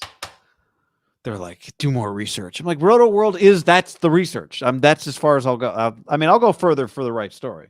I didn't see much of the game beside the cool little highlight of Malik Willis just running. He can run. Well, he threw a sweet deep ball. Oh, he did. Yeah. Vrabel was kind of like he needs to throw it more. But again, Vrabel felt like he was going Belichick. I just saw a Twitter headline that someone just tweeted it. Is it kind of not a good sign that Traylon Burks is running in the second half of this preseason game? I don't think it's going smoothly for him so far. Yeah, the idea of replacing Debo with him would be a disaster right now. Luckily for him, that's not what had to happen for him. I do think even if you don't trade, let's just say A.J. Brown didn't exist. They needed a wide receiver. They used pick 17 on the guy, and he's not getting it. No matter what team you're on, you're getting criticized. Like, what the hell's going on here? With a wide receiver, because it's a sexy position. Everyone knows it. People kind of expected, this guy, let's face it, is he's kind of like Debo. That was the thing. He was Debo. Well, maybe not. In fairness, Debo took to the second half of his rookie year to really get going. It's hard, football. He's coming into, a pretty good team. I know it doesn't feel like the Titans are good, but they were the 1 seed. Probably not the easiest place to go. Vrabel also feels like a Kyle Shanahan, where you just if you're not doing well, you could be the 7th pick in the draft. You'll go in the third quarter. I don't care. Right. Fangio, it was all the coaches over 60. Most of the young coaches, McVay is we'll just earn it in practice. We're not going to show them up. Kyle, Vrabel, some of the young kind of old souls, they're make them run in the fourth quarter. It's a very Belichickian type mindset. It also could be right. He needs to play. It could be as simple as that. He just needs to learn the offense. He just needs to learn. We need him as many reps as possible. Yeah. Samuel Womack already better than both corners they drafted last year. Too soon for that. Yeah, I think rounder, you got to be careful with some deflected passes in preseason games. Ambry Thomas got the illegal contact. I actually thought he deserved a pass interference on the ball that he broke up. I thought he was there early, but whatever. But all in all, this defense is, I would say, the first preseason game served as a confirmation for what we'd seen in practice, that they're pretty deep.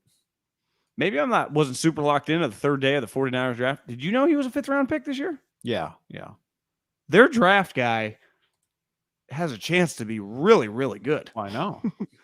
Really, really good. Their draft in terms of guys already mixing in and playing for sure, week 1 and 2, is really high, right?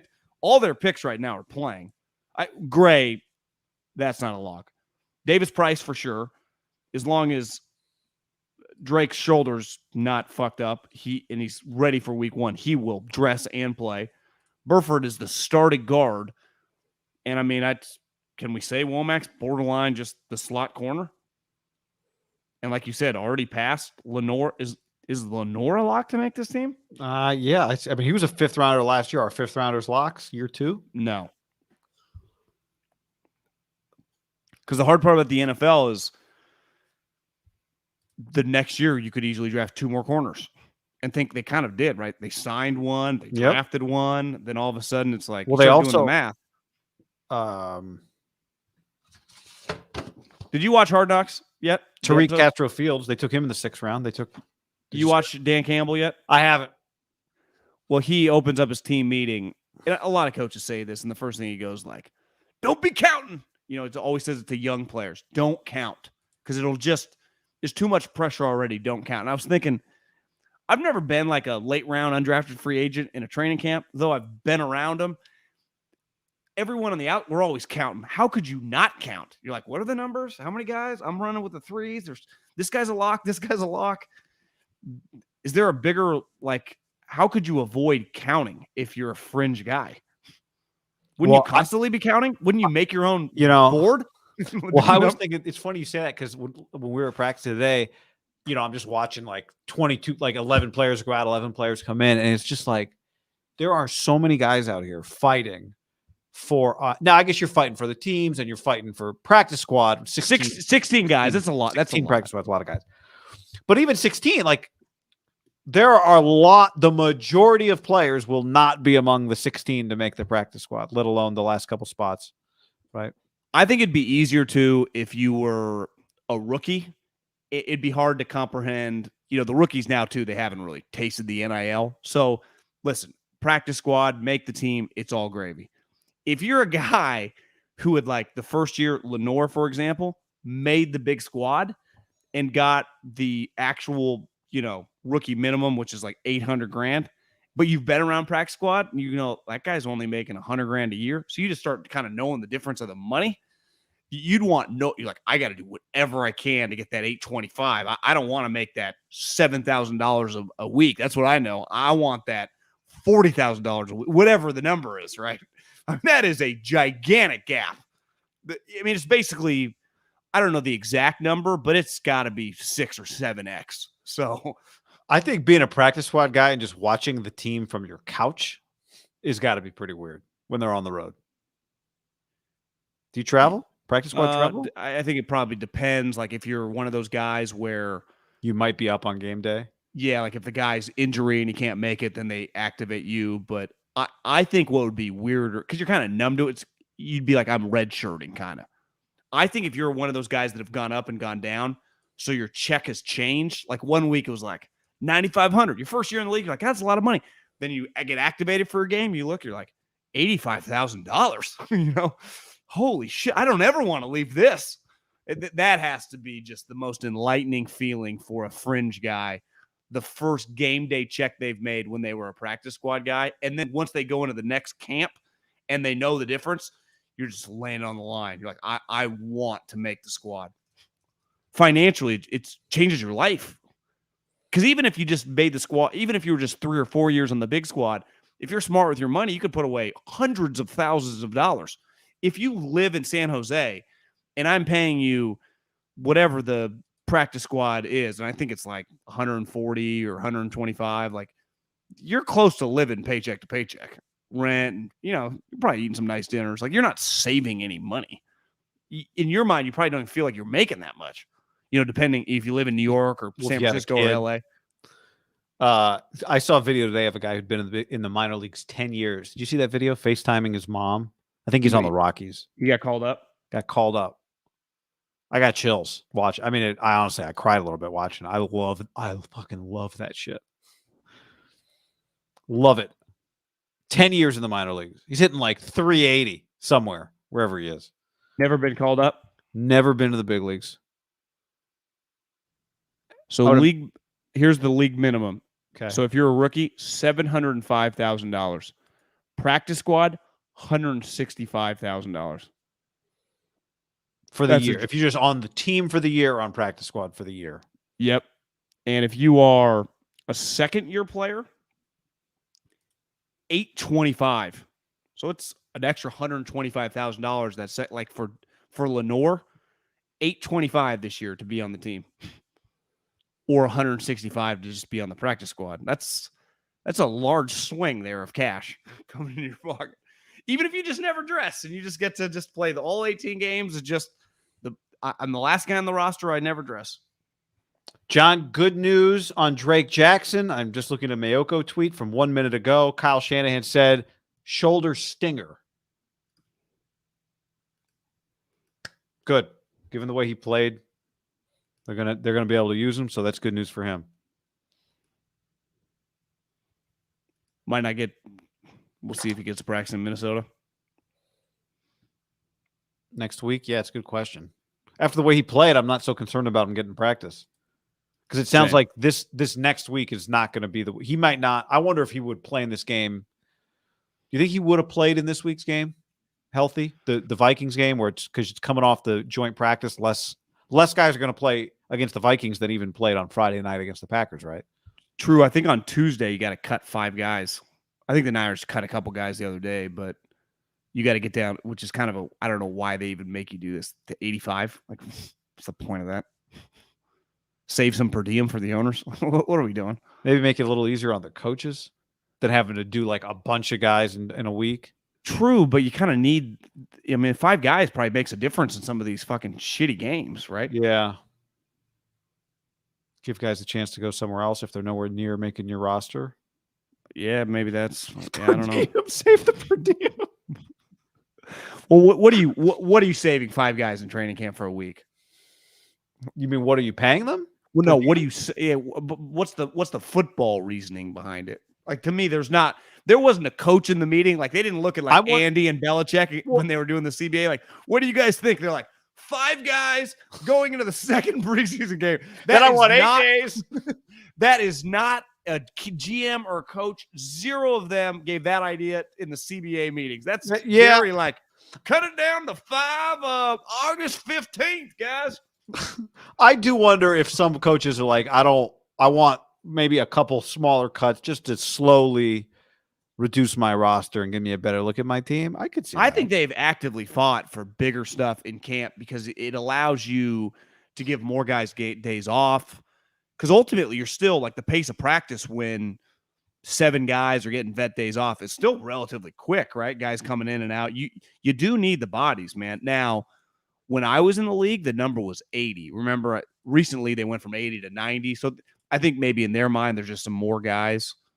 I guess practices aren't as physical with no double days, but I always want more people out there because there's more bodies to Trent, you're good for the rest of the day. Right. And then once you do that, then his backup that's going to make the team might get exhausted, right? So it's just a trickle-down effect. And ultimately, sad as this is, you don't truly care that much about the threes, how tired they get. Schwartz always says, how numb everyone is to move the drill. Well, they don't do that with big-time players. There's no, one of your star players go down, you don't just keep moving practice. It halts everything. UDFA, with the threes goes down, you might just drag him off to the side, right? It's just tuck and roll, tuck and roll. Get up, 4-12? Who the fuck? Get him out of here. Hell, I mean, the Raiders once put Derek in the front of a cart when he shattered his ankle on an MVP season, so. MVP, leader in the clubhouse at the time? Definitely major candidate for sure. Was he wasn't leading the league in touchdowns at that time, was he? I don't think he was, but the team, I don't know if he was a lock to win the MVP, but he was 2 or 3 names right there, sat in the front of the cart. I honestly think they had a bunch of shit in the back. There wasn't even room to put him back there, right? And they just kind of plopped him in the front with his ankle. It didn't occur to anybody. Oh my God. That's an all-timer. By the way, a couple other football things I want to hit, but I just have to. Have you been following the Fernando Tatis Jr. story today? The controversy? Yeah, you got ringworms. I mean, I heard on the radio driving back from Davis. Ringworms, right? Well, no. So he tests positive for this drug. Or something. Well, but it actually is important which one you're talking about. He tested positive for close to ball. Okay, close to ball. I think it's whatever. I'm sounding it out. He said in his excuse, I had ringworm. That's why I took it. Yeah. Well, the drug for ringworm is very close to ball. In name, it's called clobetasol. Completely different drug. Completely different drug, but very close in name. And so people's theory is that, like, in trying to cover it up, they like Googled it, ended up with the other thing. It's like, oh, that other thing is for ringworm. Let's say it's ringworm, not realizing they were making an excuse for the wrong drug because it's so close in spelling. That's the theory that's out there right now. Here's why I give the guy a benefit of the doubt.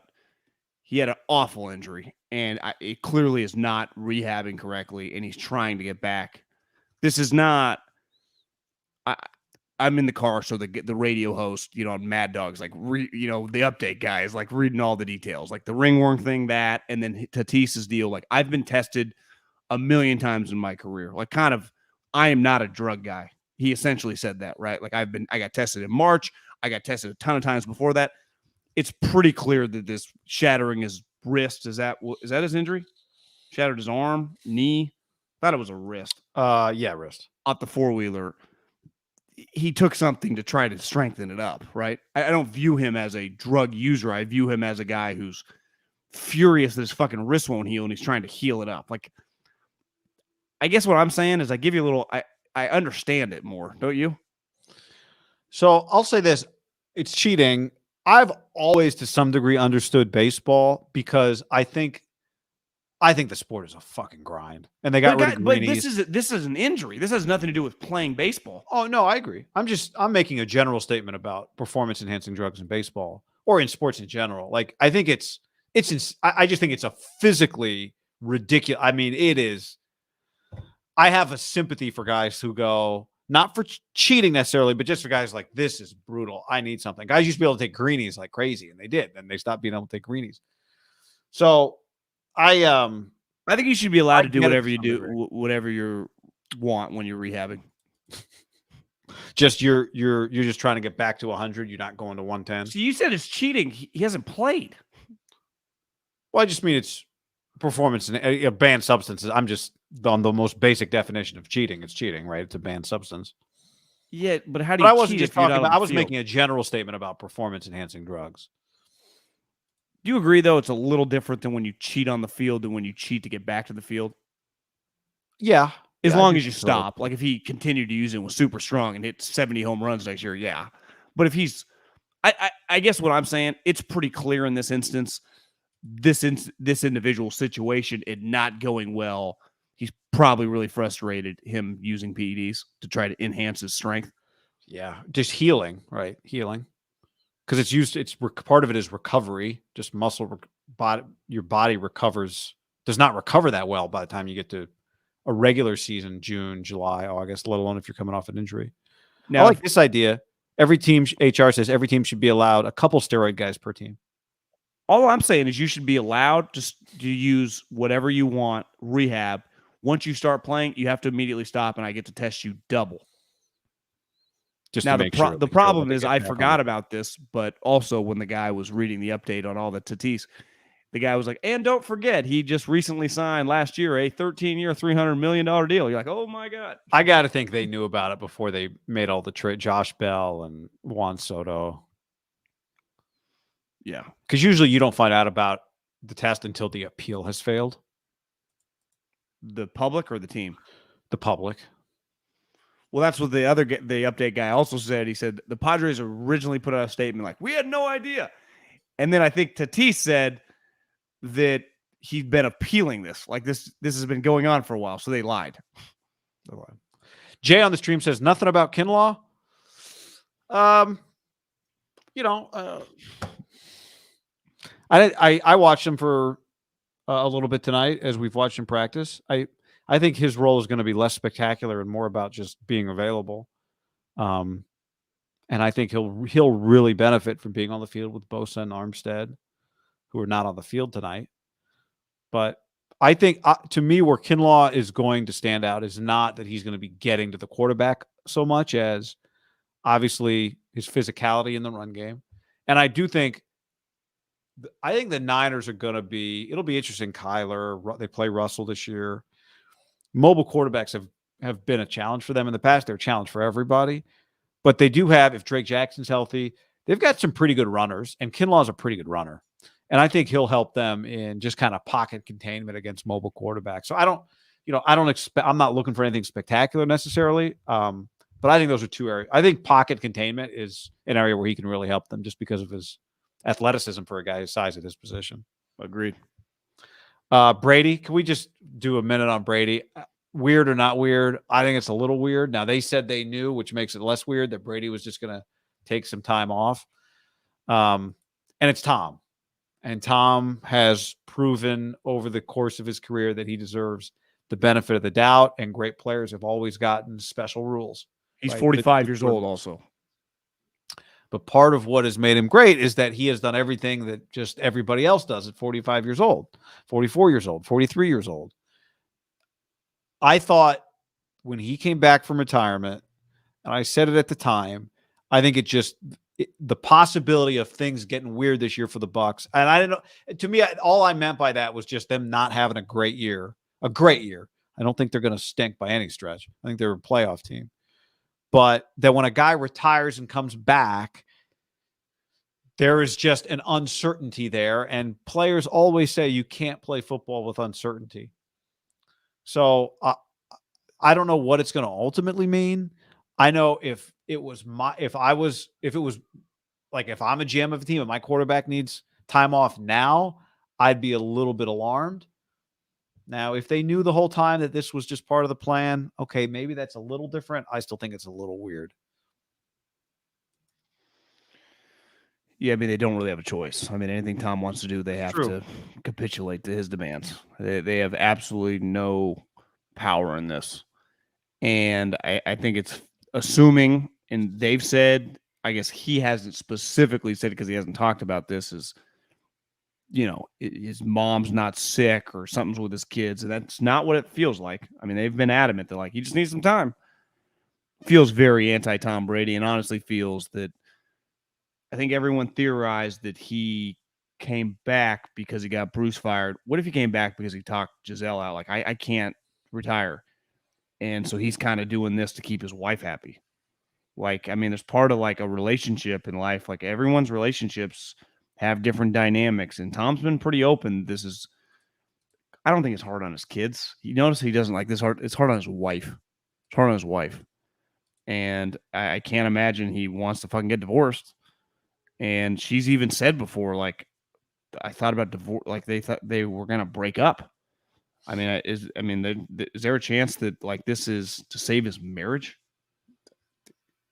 Yeah, I mean, yes, I think everything's on the table.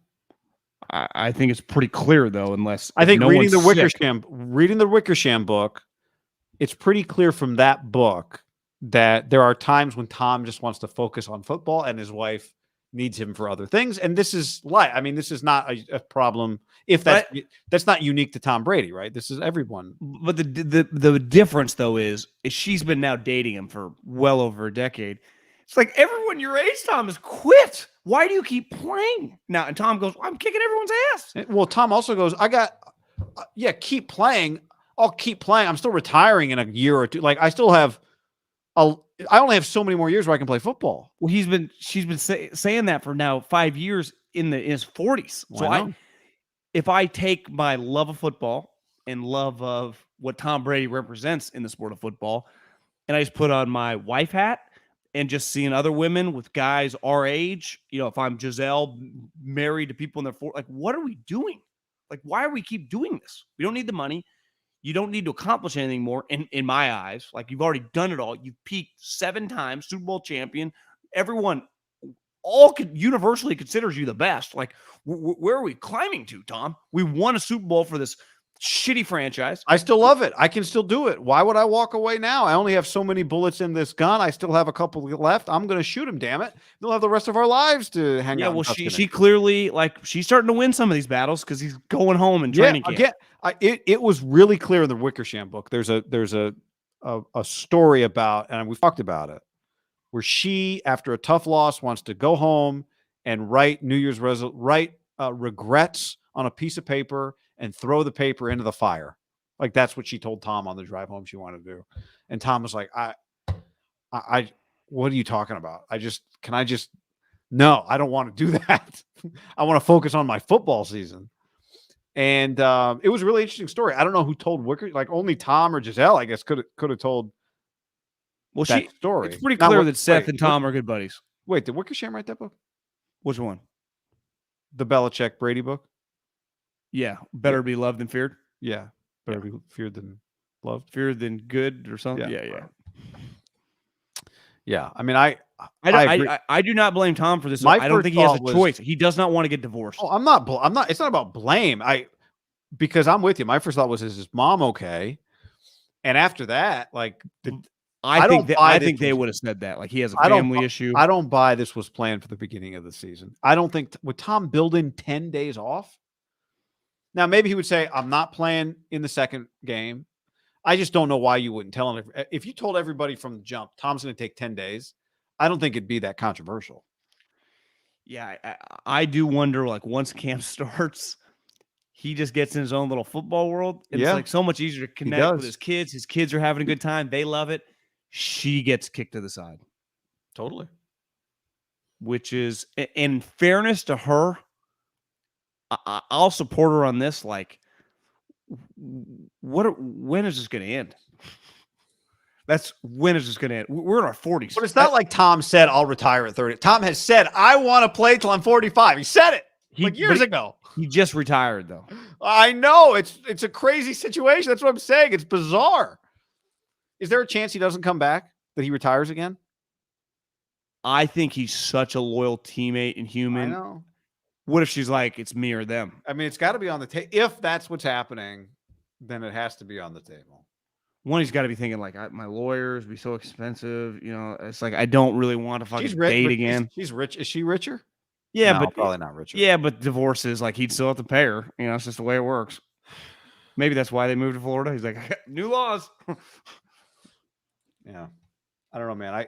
I just think it had, in the context of like the NFC playoff race, I do not look at the Bucs and just count them the way I counted them last year. Do you? Well, now I've got in my mind, what if she does an ultimatum over this 2-week stint where she says, like, I can't do this. I realize I said I could, and now I realize we've gone for a couple weeks. I can't do it. It's mere football. What does he choose? Does he come back to play football and then, like, this year's all about proving to Giselle that he's not, that football, he still got it? It is not a lock by any means, and I'm sure he loves her, that he chooses her, right?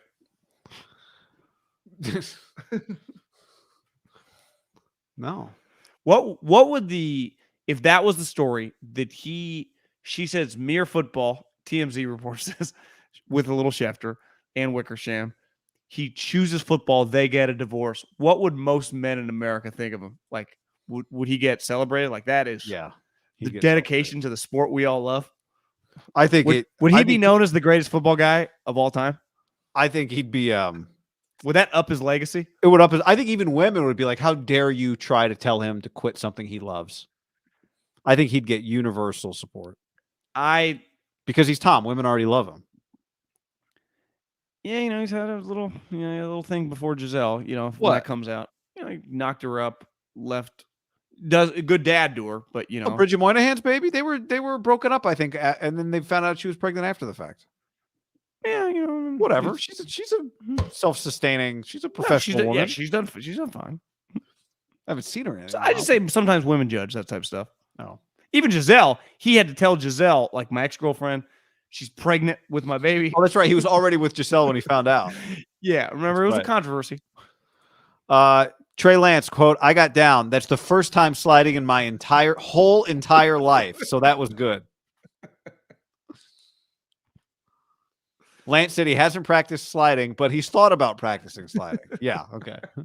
I haven't cleaned the basement, but I haven't cleaned out the garage, but I've thought about cleaning out the garage.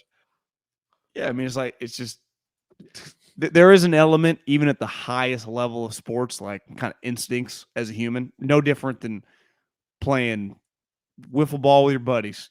Some people just have better instincts. Like, You just do something for the first time. Sometimes you just kind of hit the ground. You're like, you're not smooth. Some guys, people just slid.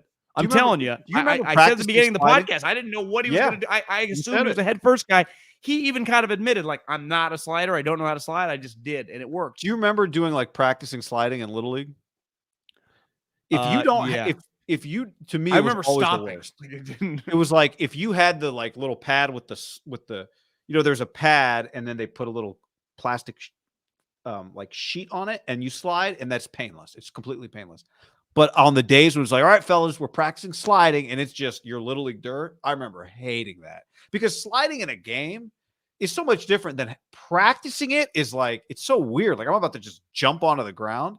I can understand why practicing sliding it's a weird thing to do.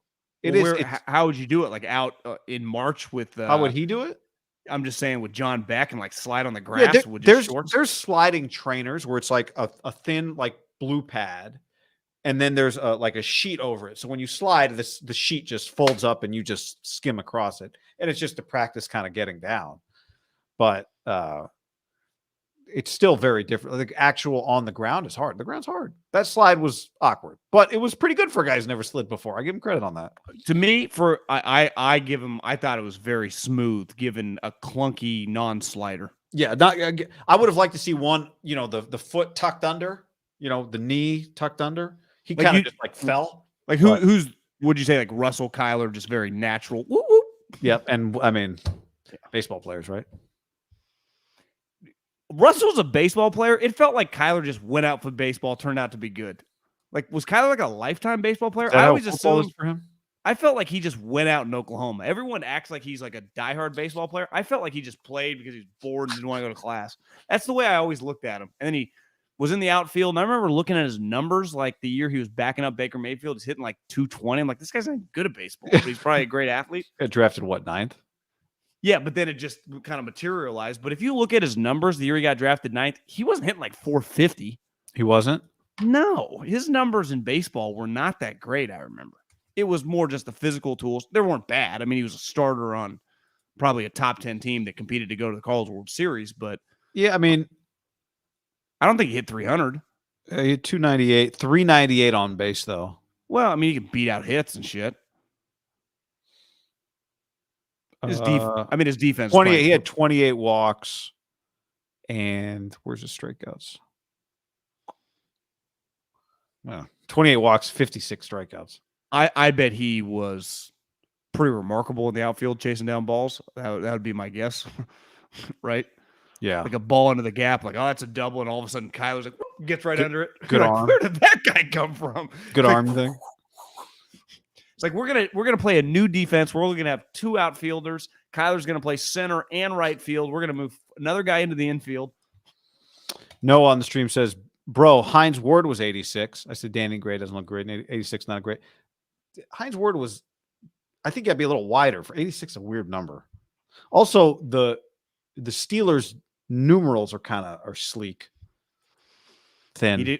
He did in the Hard Knocks when they're going over all the coaching staff, and Antoine Randall is the Lions wide receiver coach, and they go through like each player's sweet highlights, like their defensive coordinator pick 6 and like, you know, Tom Brady and Deuce Staley scoring touchdowns, and they go to Antoine Randall's double pass Super Bowl, the Hines Ward touchdown.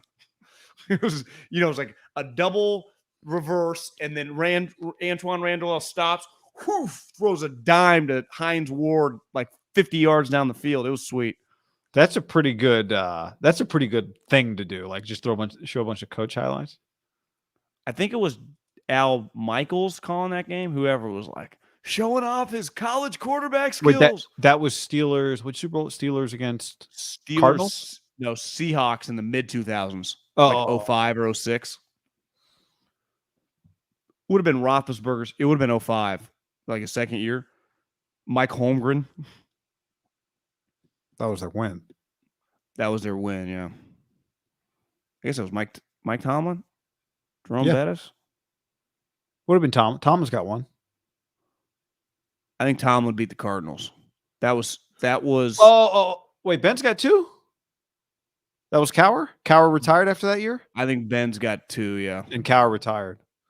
Well, the Cardinals game was definitely Al because that was the Jerome Harrison return. Roethlisberger basically had 2 Super Bowl victories by 2010. So it was like if Russ had won the second trip. Roethlisberger played the entire last decade with multiple rings. Think about that. Like, I'm a multiple-time champion. You get a lot of equity when you do that. Now, granted, for a large percentage of the decade, you watch Ben Roethlisberger, you're like, this guy's incredible. Talk about a fall from grace. I mean, he was, for a large percentage of his career, would look like, if he was a pitcher, like Jacob deGrom. And at the end, he looked like Jeff Weaver. The Weaver brother. Jared Weaver, who was throwing 8-2 by the end. Do you think there were moments in the office where Tomlin and Colbert looked at each other like, God, this sucks? Yeah, I do. Look, we don't have a better option, but this is we don't have a better option, and like we got to get going on. Like they probably felt like they should have found their quarterback 3 years ago. The next guy, right?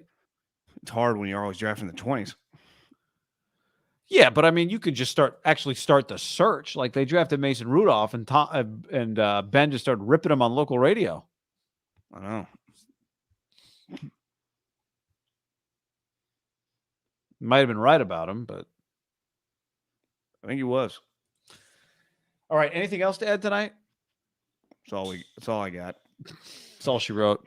All right. Thanks for hanging with us, everybody, on the tube, on the podcast. However you're listening, thank you. However you're watching, thank you. Like, subscribe, all that. And tell your friends, tell your enemies. Send us pictures of you drinking Tito's this weekend. DM it to us on IG, on Twitter. We're easy to get. Our DMs are. We have. Oh, one other thing I want to mention. Shave it or save it. We have a backlog now. I think we have 4 or 5 shave it or save it submissions that we haven't gotten to. And we're not going to do Trey Lance. And we got tagged in a bunch of Trey Lance things today. And I just if Trey wants our opinion, we'll share it. But I only want to share my opinion with people who want our opinion on that particular subject. Even him, while it's funny and while he's pretty famous, he's still pretty young. He's very. I give him a couple years to battle through. Now given what he's got going, that he rocks some long hair. He might hit a fork in the road a little faster. Maybe there's some alternatives to explore. It's hard to tell. Does he just have a bad hairline, or is he legitimately losing it? It's just kind of Like I said, I'm very sensitive to other people when it comes to this subject. I'm not at a certain age, but he's young enough where I'm not going to rip. He's got more than enough hair to battle through it for a couple years. We'll finish the show on this, John. This comment from Nees. How are we going to trade Garoppolo when all the teams are going to call about Purdy? Hell of a question. I watched the Niners like brick by brick YouTube Hard Knock show, and they spent like 8 minutes with Purdy down at the Mr. Irrelevant thing down on Coronado Island. Yeah. Spent a lot. It was a lot of Purdy. Likable guy, Like I said to you when we watched him at practice today, like that's the Big 12 Offensive Player of the Year. Like that guy has thrown a ton of touchdown passes, right? Did play having his backfield basically like a Najee Harris, Ryan Matthews. No, totally. I'm just saying, like, when he can play. Quarterback in the NFL who's like a late round guy, you're just like, that's the little engine that could. That dude's had some college football highlights in the Big 12, right? He played Texas, played Oklahoma. Yeah. He was a big reason you would say that the guy that coaching that team became one of the most sought after coaches. Didn't NFL teams could Matt Campbell be an NFL guy? Like he was his quarterback. Is that going to happen? Is that still going to be a story? No, I think it slowed down after they went 7-5. All right, everybody. Thanks for hanging with us. Always fun. We appreciate your support and share the content.